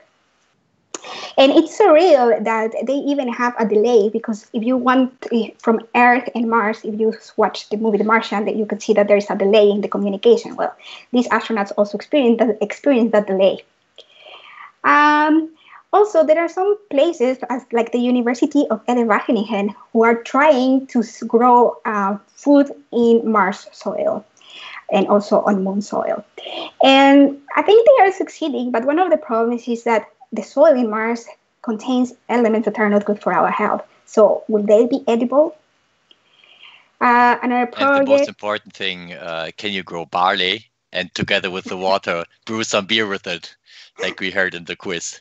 Yes, I heard the quiz. That is an important question. Yeah, actually, I should have added that here. Then there are other projects that are trying to, for instance, produce oxygen using algae. And also the other thing, and in this space and in this sector, there are also designers, architects, not only engineers involved, because they also want to see if they how to build houses or cities that protect us from the radiation. So there was not that long ago an exhibition about Mars, and I attended it here in London. And they were actually showing how they are creating, even designers are creating vaporizers that have smells familiar to Earth, like the smell of rain and things like that, to help us people who are in Mars not to miss Earth that much. So the question is, will it be a one-way trip? Because getting there, okay, it could be done, but coming back, it represents a lot of effort, especially because you need to bring the crew back and you need a lot of fuel for that. So I think that Elon Musk will respond to this question in the next few years, decades, maybe. So when I finish with this in my workshops, usually kids look at me and they say, "Look, no, I don't want to go to Mars because I will never see my family again and I'm going to miss my parents." So I'm going to leave it here, and I just want to advertise a little bit something, if you don't mind. So I'm creating, especially during this pandemic, I started creating some activities about space and astronomy for kids, like mazes, puzzles, and stuff like that. So if you're interested, there are a few about on Mars. So you can just go to the link on the that is shown in the screen, and you can also follow my socials where I post stuff about astronomy and space. Thank you very much. Very interesting. I guess it's very important to educate our kids in a fun way about astronomy. That's a very good idea. Okay, so let's go to some questions. I think we have like a lot of questions actually. I have also some, so I don't think we will be able to cover them all. But let's try. Go ahead. I think you said something about that, but one question is, how different is the magnetic field on Mars compared to Earth, maybe in terms of its strength or like its shape? How different is the magnetic field between Earth and Mars? Yes. So yeah, our magnetic field is very strong because we have a dynamo, which is basically what creates it. So basically, what happens is that we have molten iron in the center of the Earth, and as it moves, it creates currents that basically produce this magnetic field. And then Earth also spins, and that basically shapes the magnetic field around Earth. On Mars, there have been found traces of magnetic field, but it's not an actual magnetic field. So what is thought is that in the past, maybe Mars had a magnetic field, but since it cooled down so fast, because it's smaller than Earth, it solidified, and then the magnetic field basically disappeared or became very, very low. I see. That makes sense. So at some point, our Earth could also cool down to the point where we lose our magnetic field, right? I'm not sure about that, and I don't want to say yes because, well, our planet is very massive. So I think like we also have the atmosphere that prevents all this radiation to go, thermal radiation to go away. Okay, so we are safe. I'm not sure. I guess for the time being, at least. Another question. I think you covered that actually, but maybe you can explain again. What role does the solar wind play in the atmospheric erosion on Mars? Yes, so it does actually play a big role because wind is something that it's part of the weather of Mars, right? You have all these storms, and they are constantly eroding the soil. So the winds, the velocities are very fast, and I don't know how often they occur, but given the conditions on Mars, like I believe that there are lots of currents taking place, especially because there's no atmosphere. So close to the surface, Mars is very warm, but as you move a little bit away, just a little bit, the temperatures already drop a lot. I think the question was more about like the solar wind. Sorry if I didn't make that. The solar wind. Yeah. Okay. Eroding Mars? Well, I think it's more the atmosphere where they actually affect. I guess they were like asking for like that. You talked about that molecules being stripped away by the solar wind, right? When they're high up in the atmosphere, right? Yeah. So I guess that's basically it. I mean, this question is actually more for the actual weather on Mars. Would a person survive a dust storm on Mars? I don't think so. Because those storms are very strong. So if they get into your lungs, you are basically dead. Like even if one wore like a space suit, do you think people would survive then? With the spacesuit, that I don't know. From my knowledge about Mars, the Martian movie, well, he did survive it. But I mean, these winds are very strong, so otherwise they will blow you away. Yeah, I guess that would be hard on you.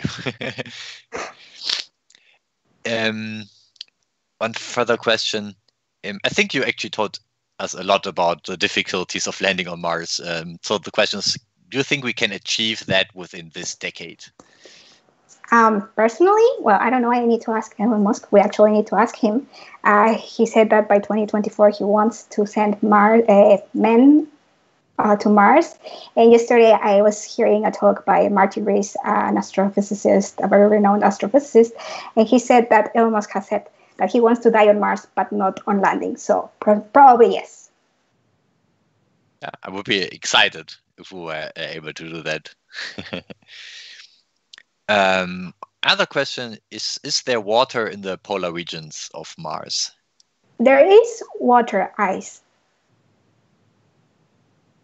Yes, right. So, but it's mostly carbon dioxide ice, right? But also water ice. Yeah, but there's also water there. Yes, actually, building up on that, I think they found water beneath the surface, right? Yes. Also not on the poles. So how did they find that actually? I assume that it was by digging, but let me see if I can find. I wrote the name of the mission that did that. It was Marsis, so they found water in the poles below 1.5 kilometers, so deep down 1.5 kilometers. A question would then be how to access that when we are there. But yes. I guess that's a question the idea. That's for the people who actually go there. And actually I think that's the idea, that once they are there, they will need to use the resources available in the planet, which they actually have lots of elements, so they could in principle produce fuel, water, and etc. to survive. Yes. And what would be living on Mars without beer? They need water for the beer, right? So exactly. I mean, at least Budweiser seems to be planning that much.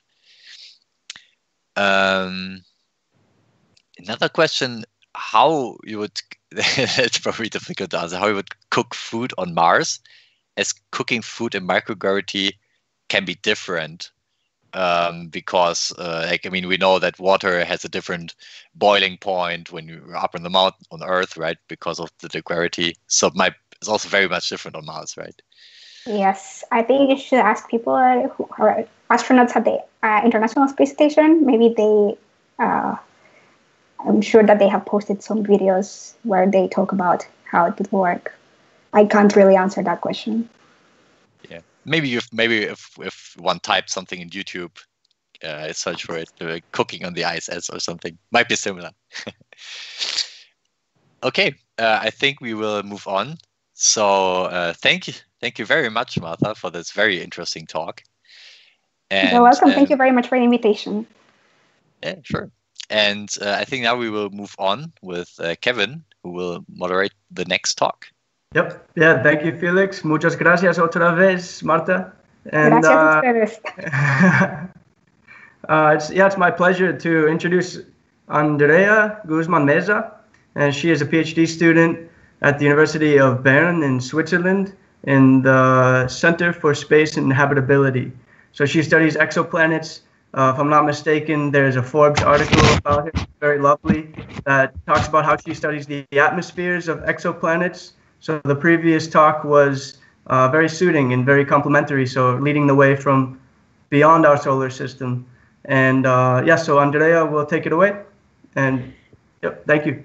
Thank you so much. Can you hear me fine? Clear. Okay. And you see my presentation all okay? Yep. Great. So thank you so much for the invitation. This is actually my second Astronomy on Tap, the first one being here in Switzerland, in Bern. So I'm really excited. And so, to start, let me ask you a question. Actually, you can type it there in the chat in YouTube. And it's, what is the first thing that comes into your mind when you hear the word TRAPPIST? And I'm going to give you a couple of seconds to reflect on that and write your answers. But I'm pretty sure that at least I'm going to have two different types of people here. So for the first group, most likely you all thought about the TRAPPIST beer, of course, especially since we are in this space called Astronomy on Tap, which unfortunately we couldn't be at the bar. But hopefully many of you also thought about this. The transiting planets and planetesimals small telescope south, or as it is known, the TRAPPIST telescope, which in 2017 yielded the detection of this planetary system that we call the TRAPPIST-1 system. Back then, we only thought there were 3 planets around this small star, but actually it turned out to be 7 of them, very similar to the composition of planet Earth. They are rocky planets, and actually it's a very packed system. They are very, very close to their star, and at least 2 of them are in the zone that we call the habitable zone, meaning that most likely they have the potential to host life in these planets. So there's one here that looks like, there's one here that looks like the Earth. Is it the Earth? Well, this is an artist representation. It's not the Earth, but we have an idea that it might be very, very similar to Earth. So if you guys answer the TRAPPIST telescope, the first thing that came into your mind, then I just want to tell you that I feel very proud of you. But for those of you that the beer was the answer, hopefully by the end of my talk, the next time that you hear the TRAPPIST word, you are gonna think about this system. So this is a little bit of the aim of my talk in the next 20-25 minutes. So let's start. So let's try to do an experiment. Whenever this talk is over, maybe, you can go out and look up through your window or in your balcony, and you're gonna see with a clear sky that there is like a path that is whitish, and that is just part of our Milky Way galaxy. And our Milky Way galaxy is just one of the 100,000 billion galaxies out in the universe. And each one of these galaxies, same as our Milky Way, has 100,000 billion stars. And recently, we, the exoplanet scientists, have been able to estimate that in average, there are at least 2 planets, or well, at least 1 up to 2 exoplanets orbiting each one of these stars. An exoplanet is just a planet out of our solar system orbiting another star. So we can actually sit down and try to do the math, and we are gonna realize that there are hundreds of thousands of million exoplanets out there waiting to be discovered. Yeah, so many. Right. And, all these different potential exoplanetary systems, they all have different architectures, different compositions.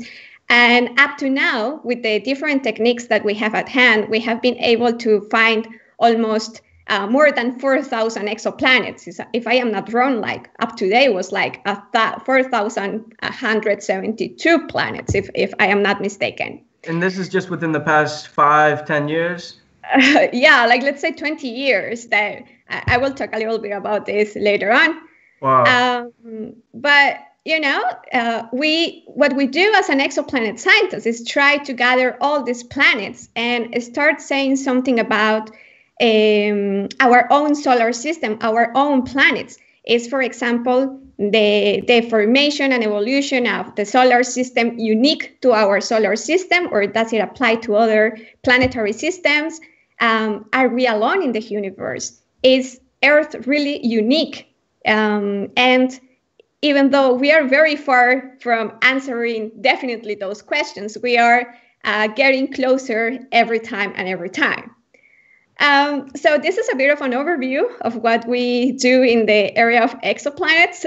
And I guess the next logical question here is, well, how do you actually find these 4,000 exoplanets, right? How do you imagine do we find it?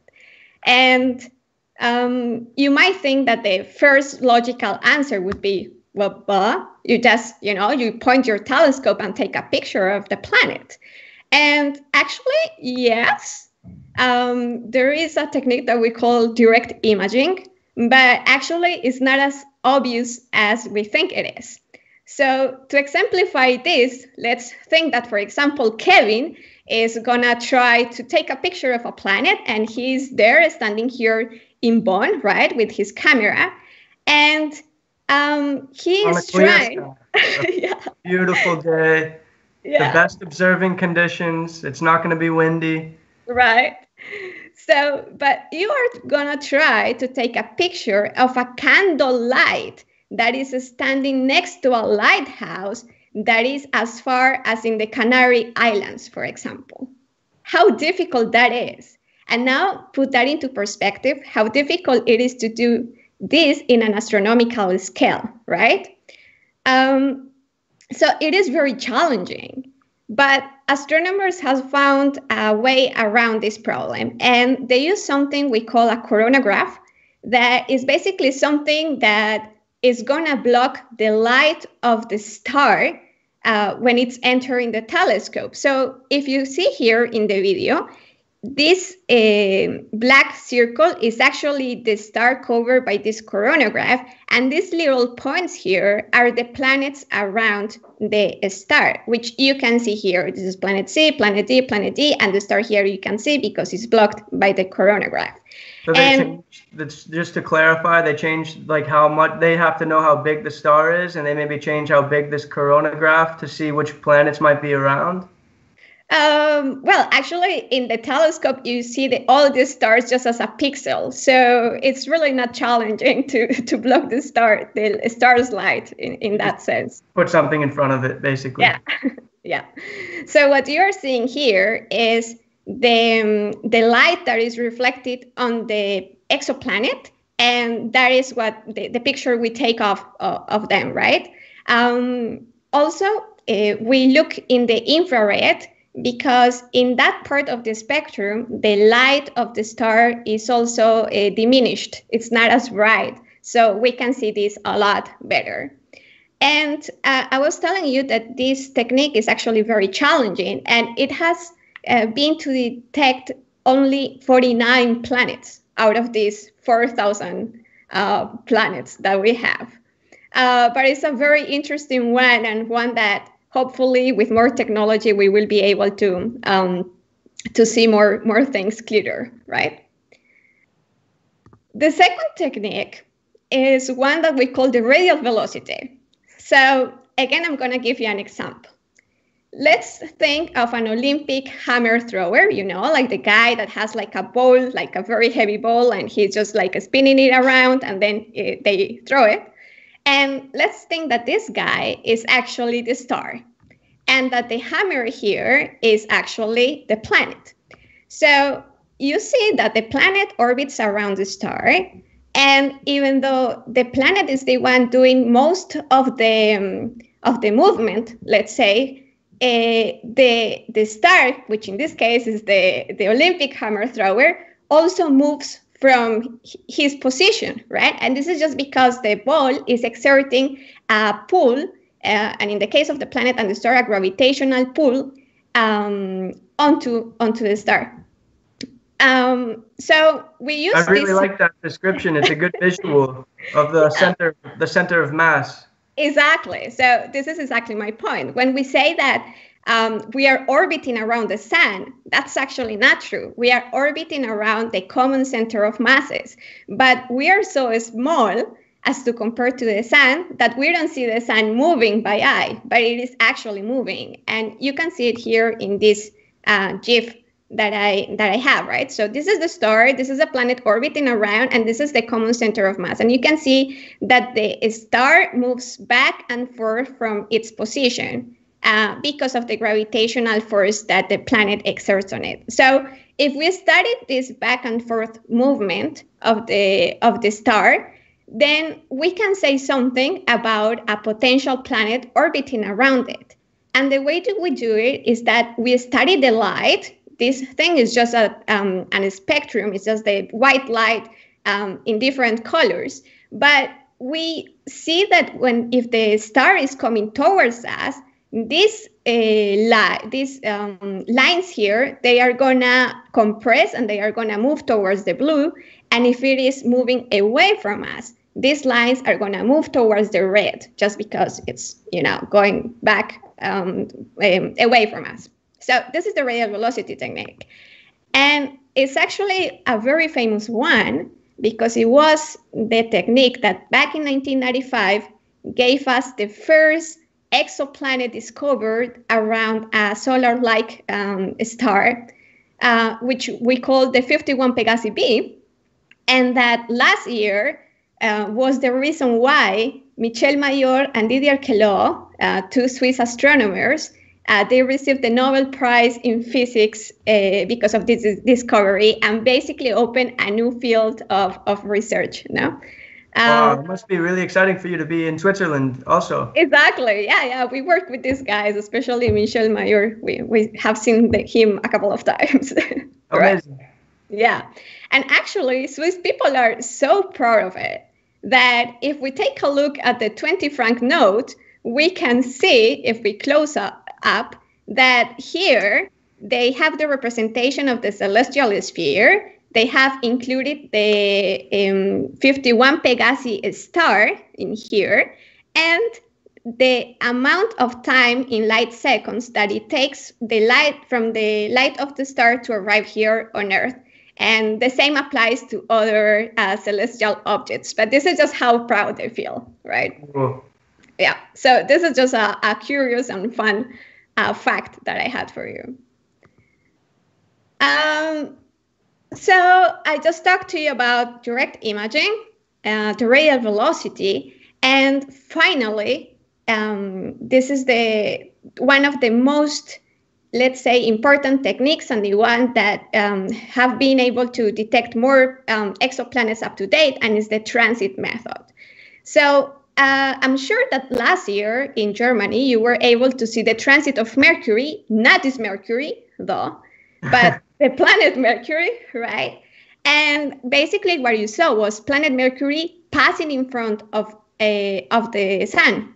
And this is what the transit method is. It's just the planet or the exoplanet transiting in front of the observer, between the observer and the star. So to make this more clear, I have here a video. So take a look here in this panel. We are recording the light, the amount of light versus the time. And we see that when the planet passes in front, the amount of light decreases, right? And what we do here is to say, okay, we study this dip in this light curve, and we try to say, does it come from maybe a stellar spot?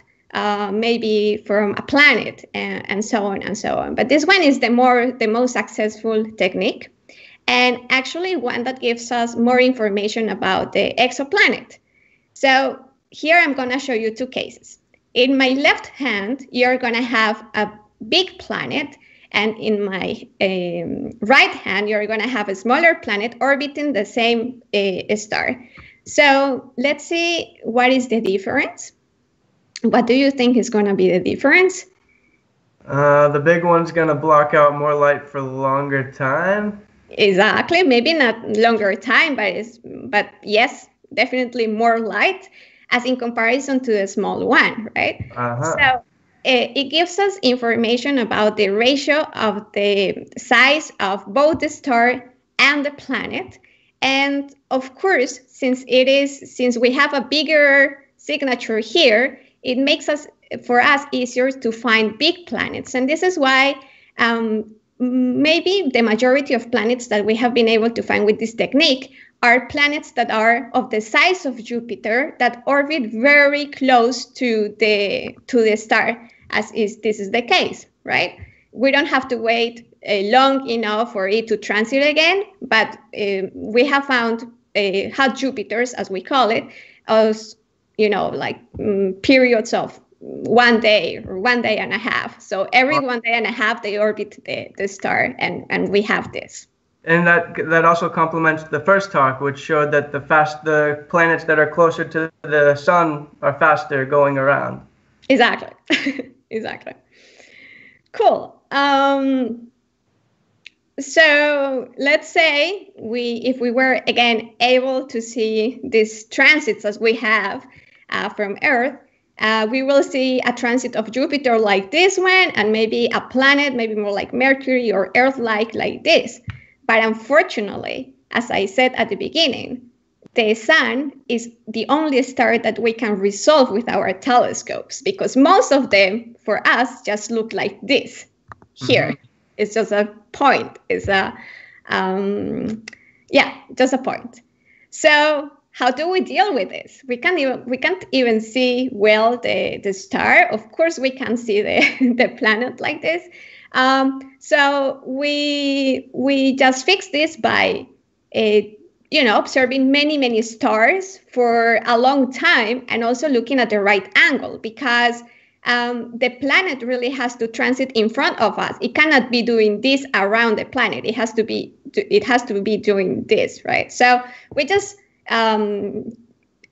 basically span with the telescopes like around the sky for as many stars as we can, and we just hope to be lucky to find one that fulfills this sort of conditions. But you said that there's so many possible planets, so right. You have a lot to choose from. We have a lot to choose from. You're right. So using this technique, we had these two space telescopes called the Kepler telescope, and after it broke, there was a replacement called the K2 that in the end they gave us 3,000 almost 3,000 exoplanets discovered with these space telescopes. And we are actually waiting for another telescope to be launched soon, like JWST, the James Webb Space Telescope, which hopefully will help us also to discover more planets and to characterize more of them using these techniques and some others that I have left out. So this is the first part of the talk.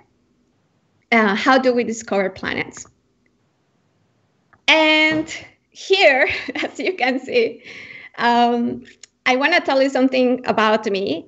Most of the time, I just spend looking at the sky and wondering about, this other bunch of planets. But it is very rare the occasion in which I actually look at my own planet and wonder, how can I actually say that you can find life here on Earth? So I'm really hoping that somewhere in the universe, there is an ET version of me with glasses and so on that is looking at us right now and actually making these sort of questions. So what kind of questions? Like, what are those kind of fingerprints that can tell us if there is life on Earth? And with fingerprints, I mean, can we detect water? Can we detect oxygen? Is it at the right distance from the star, from the sun, etc., etc.? And unfortunately for us, fortunately, not unfortunately for us, someone already asked himself this question back in 1993, and it was Carl Sagan, which maybe many of you know from his program Cosmos. And what he wanted to do was, I have data from the Galileo spacecraft.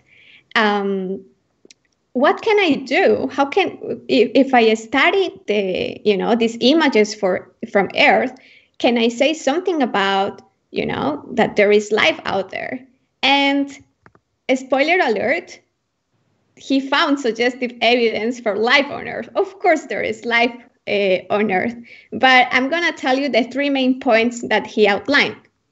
The first one is that he found abundant gaseous oxygen. We are used to, just breathe oxygen, but the thing that we didn't think enough is that the reason we have oxygen is because there are living organisms. There are plants, for example, that are producing the oxygen we breathe. So if we find oxygen in abundance, it is telling us that there is something going on in the organic level. Mm. The second thing is that he found, as you can see here, maybe in panel B or in panel C, that there is a widely distributed red pigment on Earth that didn't correspond neither to geological process, nor to minerals, nor to any compounds that you could think of. And I want to share with you this slide from one of my colleagues at the Geneva Observatory, Julia Seidel, which talked a little bit about this. This is a study from O'Malley, James, and Kaltenegger back in 2019, in which they study using different models to simulate the different signatures of different types of vegetation, right? So as you can see, they studied, for example, corals, tree, algae, cyanobacteria. And as you can see here, this is a plot of reflectance or the brightness versus the color. You can see that there are many changes, at least for this part, for the different types of vegetation. But when we go farther to the red part of this spectrum, we see that they all have a steep rise. They all have it. They all have this in common. And this is actually called the red edge. And it's just basically the signature of photosynthesis of all of this vegetation. So this is why they had this like this oxygen and this red radiation. Sorry, say that again. There's like a red radiation and this oxygen production, both from the photosynthesis. Yeah, sort of. So yeah, when we see it like in the near infrared, and that's why we see that it's just simply red, right? Mm.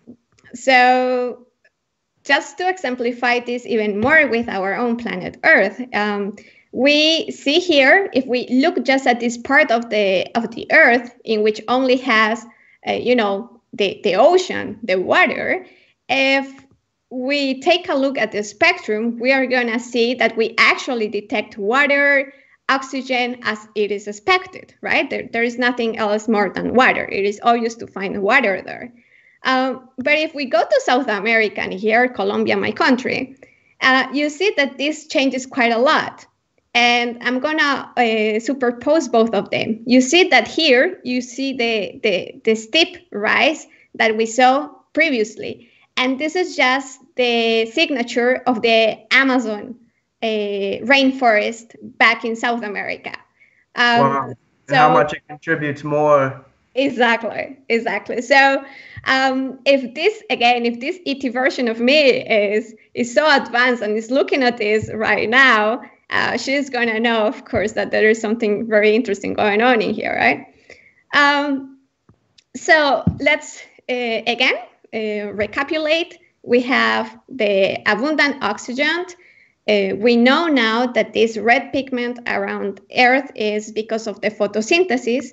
And finally, the third point that they make is that there is methane in the atmosphere, very abundant, that doesn't correspond to the thermodynamic equilibrium. What is that of thermodynamic equilibrium? So it means that if we didn't have any atmosphere, all the solar, rays that come into the planet, they will be reflected equally back to the space. So this will be a very cold planet. And the reason we have like a temperature that is nice for life is because we have these gases, this sort of like natural greenhouse that retains a little bit of this temperature. But the fact that in this atmosphere there is more methane, it means that there is something going on again at the organic level. And methane can only be produced by life. In our case in Earth, is produced by the cows, by the poop of the cows, basically. That's the sole generator of this methane. Only that. Well, it's one of the biggest contributions of this methane. But that's of course, impressive. I think. Yes. Don't you think? Yes. So with these 3 points, then they arrive to the conclusion that there has to be definitely life on Earth, which I find very, very exciting. So we know that there is life on Earth. We also have an idea of how Earth looks from far away. This is a picture from the Voyager spacecraft at around 6 billion kilometers away from us. And this is a very well-known picture. It's called the pale blue dot, also that Carl Sagan used to talk about, right? We just see it as a tiny speck there in the universe that looks a little bit blue. But, you know, it's easier for us to imagine this from Earth. But again, the reality for exoplanets is a lot sadder than we think, because if we want to look far beyond the solar system, the closest exoplanet that we have is Proxima Centauri b. So even if we wanted to send a spacecraft and we have the technology to send something at the velocity or the speed of light, it will take 4 years to arrive to our nearest exoplanet. But if we want to arrive from Earth to any other of the exoplanets that we know, it will take us of around 50 to 3,000 years with the speed of light. Yeah, so that's maybe not going to happen. Exactly. So that means that we cannot rely on this, and we have to come up with ideas or techniques that allow us to do the same studies, or to study the atmospheres of other planets from Earth, or with the telescopes that we have ground-based or in the space. And this is more related to my work. It's a technique that we call transmission spectroscopy. What is transmission spectroscopy? So I have mentioned quite a lot the spectra and so on. So I just want to explain that to you. This is a picture of my hometown, Bogota, back in Colombia, with this wonderful double rainbow in the background. And a spectrum is nothing else than the dispersion of the white light by a prism, right? In this case, it's just the water. If we were able to look very closely at the rainbow, we will see that there are some parts of it that are actually like black. And why is that? It's just because of the interaction of light with the atmosphere or the environment. And these molecules present in there will take like bites of this light. It will absorb this light. And this is an example of the real life, right? This is a solar spectrum. And then we see that all these lines, the absorption lines, they correspond actually to molecules, atoms, et cetera, that are present in the sun, but maybe also, if it was taken from Earth, also from the atmosphere of our planet, and so on. So we use the idea of spectroscopy, and we put the word transmission because of this. So assuming that the exoplanet has an atmosphere, you will see that the light of the star is going to transmit through the atmosphere of the planet. And the light is going to interact with the molecules, atoms that are present around there. And what happens is that these molecules, these elements, they absorb light depending on their color, right? These are just colors. They are just wavelengths. So there will be some times in which, for example, here, some elements are able to block more of this light than others. So in the case of water, if you take a look here at the 1.4 mark in microns, you are going to see that we can detect water because water is very opaque, or it just blocks water in this range. So we are going to see the planet a lot bigger than when it started, like back in the infrared. We just see it smaller, right? It's like the eyes are more, you're more sensitive to different glasses, different colored glasses. Exactly. So we see an apparent change of the planet's size, but what we are actually seeing is just the atmosphere. And if, again, here maybe it's clearer, we see this in different colors. And you remember that in the beginning, I talked about this light curve. We see that in different lights, the diminution of the start light is going to be sometimes smaller and sometimes bigger, just depending on the size of the atmosphere. So we study these kind of diminutions of these changes of the radii or the size, and we have something that is called the transmission spectrum, and that's what we study. So to give you a more, again, realistic example, this is a very nice picture of the, I guess, Himawari. It's like a satellite, I guess. And this is a real color of our planet Earth. In the background, there is the moon. And if we change, as you said, the glasses in which we see it, look, there is no atmosphere. But if we go to ozone, which is more opaque to light, we actually see it. The ozone layer really goes pretty far. Exactly. So, unfortunately, we don't see this in the planets we study. We need telescopes like Hubble Space Telescope to take some data points for us. And the best thing that we can do is something like this. This is what we call a transmission spectrum. It's just a plot of the brightness versus the color. And here you can see, for example, water. We know that water, as I said, is around the 1.420 mark, 1.4 micron mark, right? Which is this one. And we have very well studied that here is the signature of water. In the background with the different colors are just the models that we use using different libraries of, of molecules and atoms to simulate what it would look like. And the data here just matches perfectly the model for water that we had. So yeah, this is just a representation in the point, like this is just the brightness or how much this diminished versus the different colors that we have. And this one was a very interesting paper back in 2019 of Beneke, but at the same time, there was another group from UK that came up to the same results of water vapor in this exoplanet. And I think was some of the first times that we actually found this water vapor in the atmosphere of an exoplanet. So I think it's amazing that there's actually water in another planet, like outside of our solar system, way outside. Yeah. Well, water vapor. I'm sorry to, what'd you say? Water vapor, not water vapor. Yeah, that's a good point. Mm-hmm. I'm sorry to interrupt, but I just looked at the time, and we should probably go towards questions right now. Okay. Yeah, I'm actually almost done.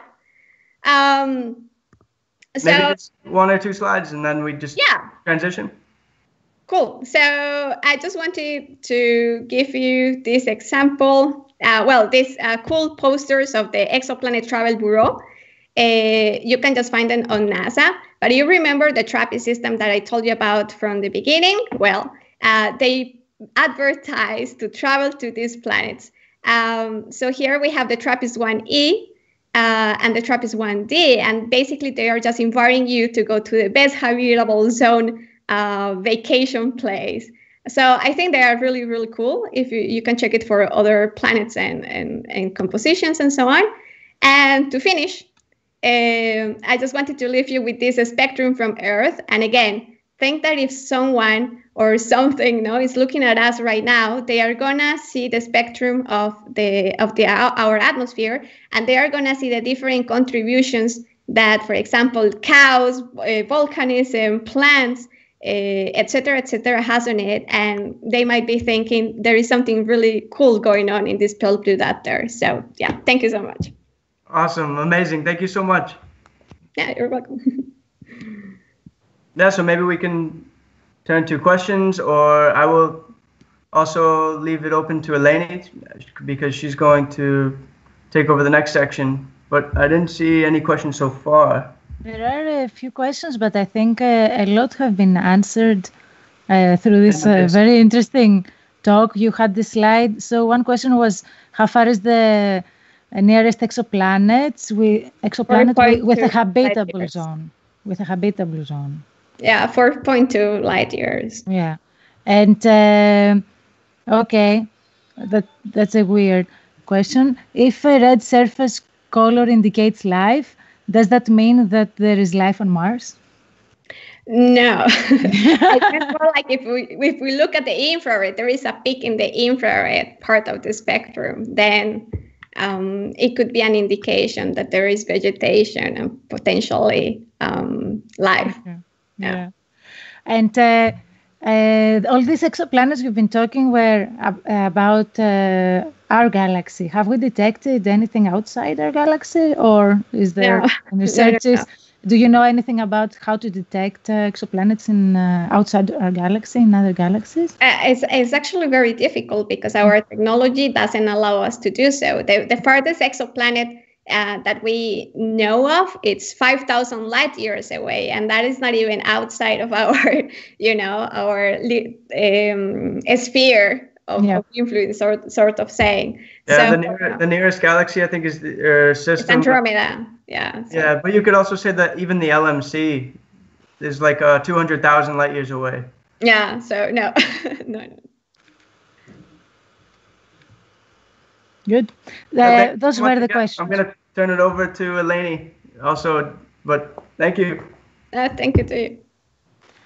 Fantastic. Thank you to all the speakers and the moderators, and of course to the fantastic quiz that has been getting very nice feedback. We have been getting very nice feedback from you. So thank you to Nicolás for joining from Bogota, to Martha Irene from joining from Cambridge, and to Andrea from joining from Yasu. And here is my son joining from Bonn. Mami, πατήσουν τα δόντια μου. You can't see him, he's in the pub. So my background is the pub in Fiddlers, because I'm missing so much being in the pub that I wanted to feel like I'm in the pub. So also, where was I? Kids, you completely forget what you want to say. And Andrea from Bern, they gave us fantastic talks about dark matter and Mars, which is one of my favorite planets. And of course, exoplanets, the big question, is there life in other planets? So fantastic talks. If you have any more questions, send it to us through our social media, or write it on the live chat, or later, or on our email, and we can respond to you. So this is the last season, the last episode, the last event of the season. And I would like to do an overview before we finish it off. Yeah, let's do that. So,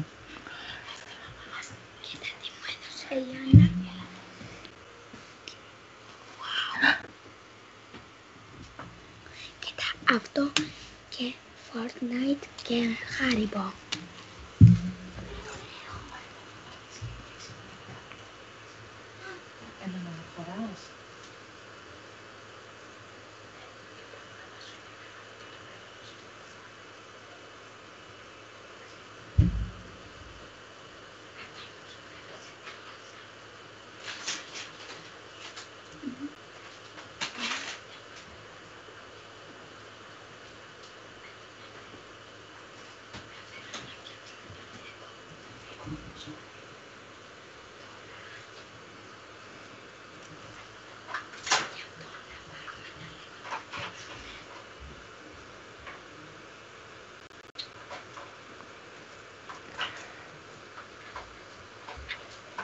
So, I don't know if you saw that or heard that.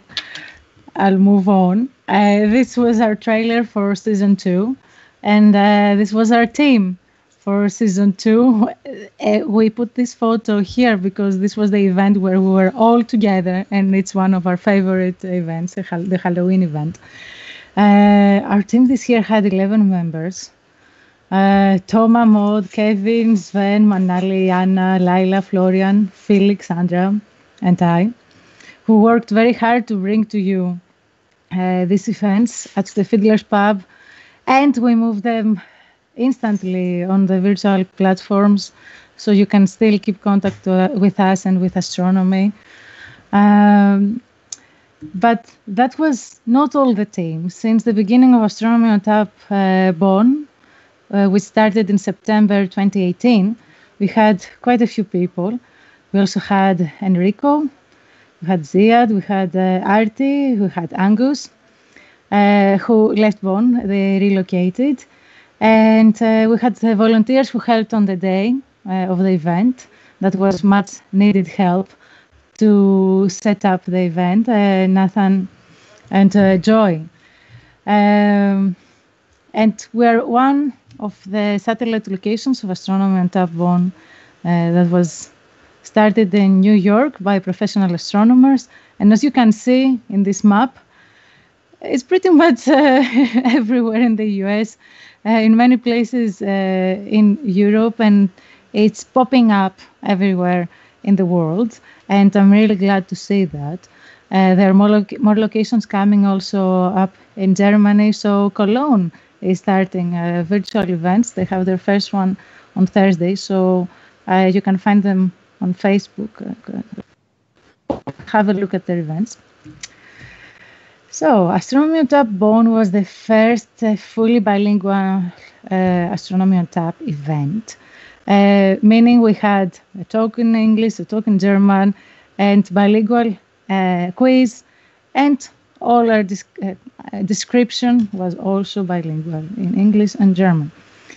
We brought to you 20 events, 4 virtual due to COVID-19.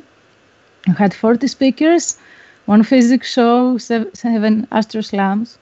We had 20 quizzes, 2 interviews, which you can all find on our YouTube channel, so you can watch them again. We gave a talk at the Camp for Future, for Fridays for Future. Yes, I said that all talks are online. We have 8.8 thousand views.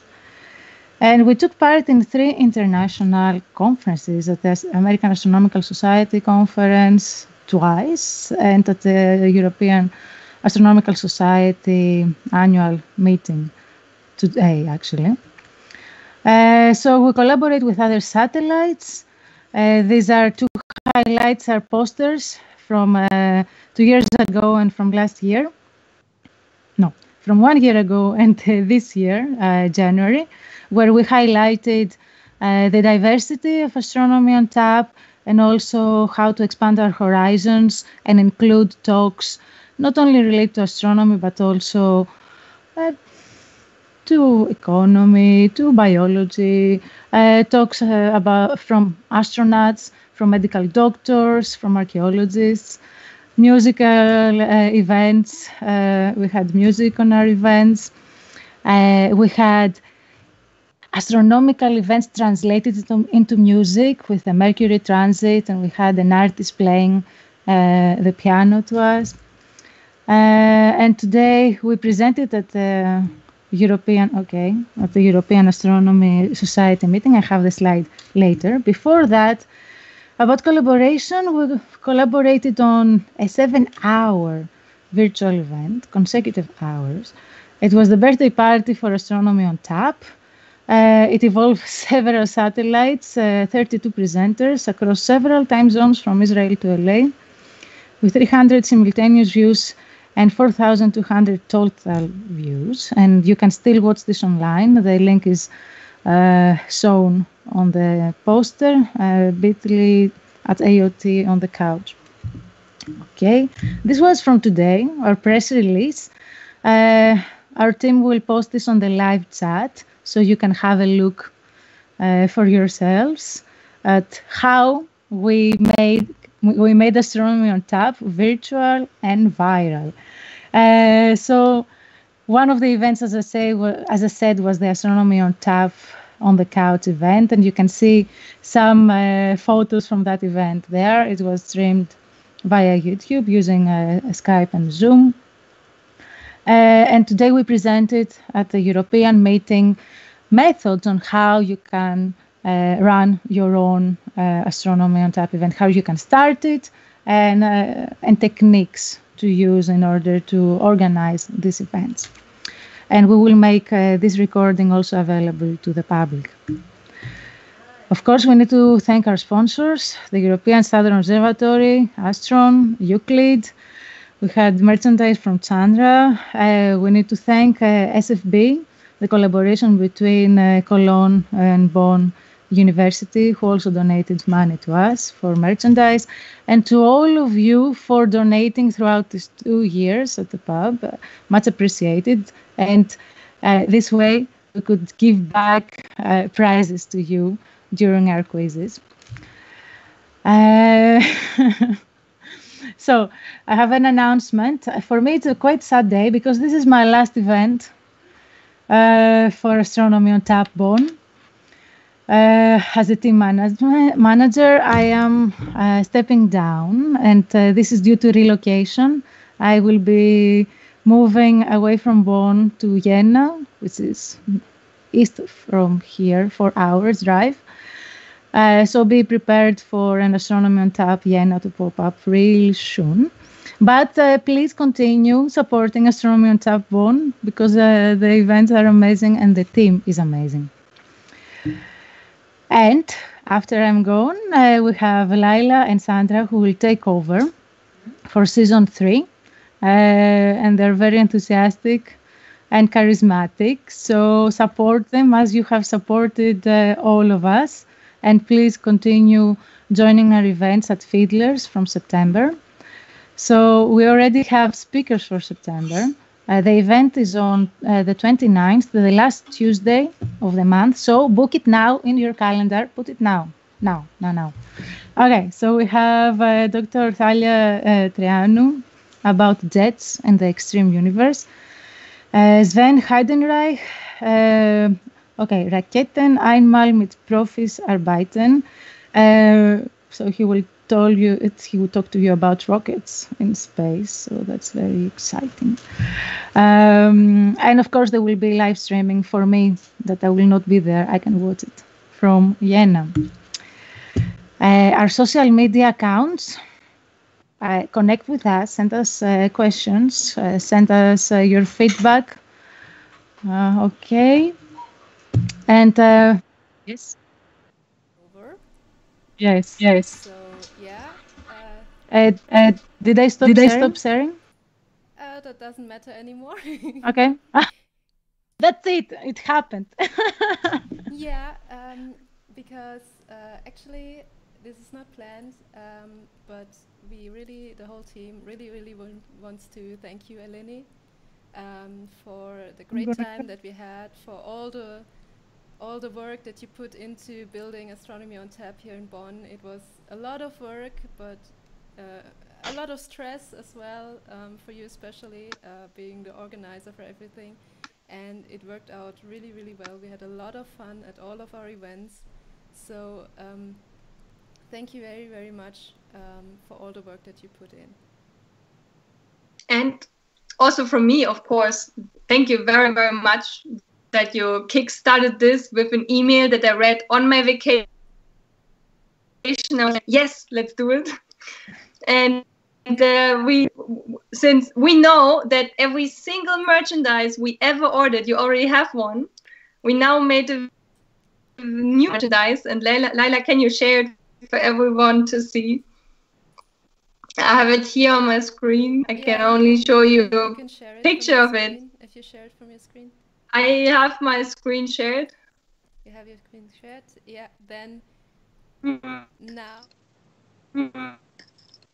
Yeah, it's now it's Astronomy on Tap. So now we finally have a beer mark. And Eleni, you get one of that. And Eleni, you get one of that because with a bottle of tequila. Because usually ended our event. That is fantastic. And we hope you like it. It's awesome. Yes. Okay. I'm gonna start crying now. Guys, that's amazing. Thank you so much. It's been a pleasure to do this events with you. And as I said on the first, so before we had our first ever event at the Fiddlers, in the afternoon we had a meeting, as we usually had every time before an event, to coordinate. And I said to the guys, I said, without your help, it would not have been possible to launch an event in such a short time, because from an idea, it became a reality. And it's because, as I said at the time, of the ethos of the people and of the team. And I really believe that each person is special, and they're special to me. And I think throughout this process, we bonded in a very unique way that cannot happen otherwise. It has been my pleasure to be with you, to work with you, to have fun with you, to drink with you, to interact with you, to be your friend. And for me, that's all that matters, creating these relationships. It's amazing. And as I said, I'm really sad. I've been very sad for a long time because of this, but I'm also happy because it happened, So and you will come I back. will visit. Invite I will you, visit will soon. Visit us, and we will have a proper send-off in a pub once it's possible to do so. And to also say that since now it is a virtual reality and we have moved online officially. Well, to be honest, we were online from September 2018 because we were live streaming. But now we can also do joint events from afar. So our audience, be prepared for live streaming events between different satellites. And we're all looking forward to Astronomy on Tap Jena. Yeah, me too. Good. Thank you, guys. Okay. I just looked at the live chat. Yes, that was very nice. Okay, so shall we wrap it up? And then if we were in the Fiddlers now, we would order shots of tequila and keep drinking. Unfortunately, we cannot do that. So with my... Oh, you cannot see it. Oh, damn it. It's my background. No, I got it. Okay, here. My beer cooler of Astronomy on Tap. And you can get this when you go to our events and you have to win it. You can also get beer mark. We have more than one. So with that, I would like to thank everyone again for all these 2 amazing years. All of our speakers throughout the years, the team, the Fiddlers Pub, all the staff for helping us from doing the technical support to bringing us drinks, for the free drinks for the team. That was very nice. Thank you very much. And to all of you that supported the event, to our viewers in the pub, the audience in the pub and the viewers from home. Thank you very much.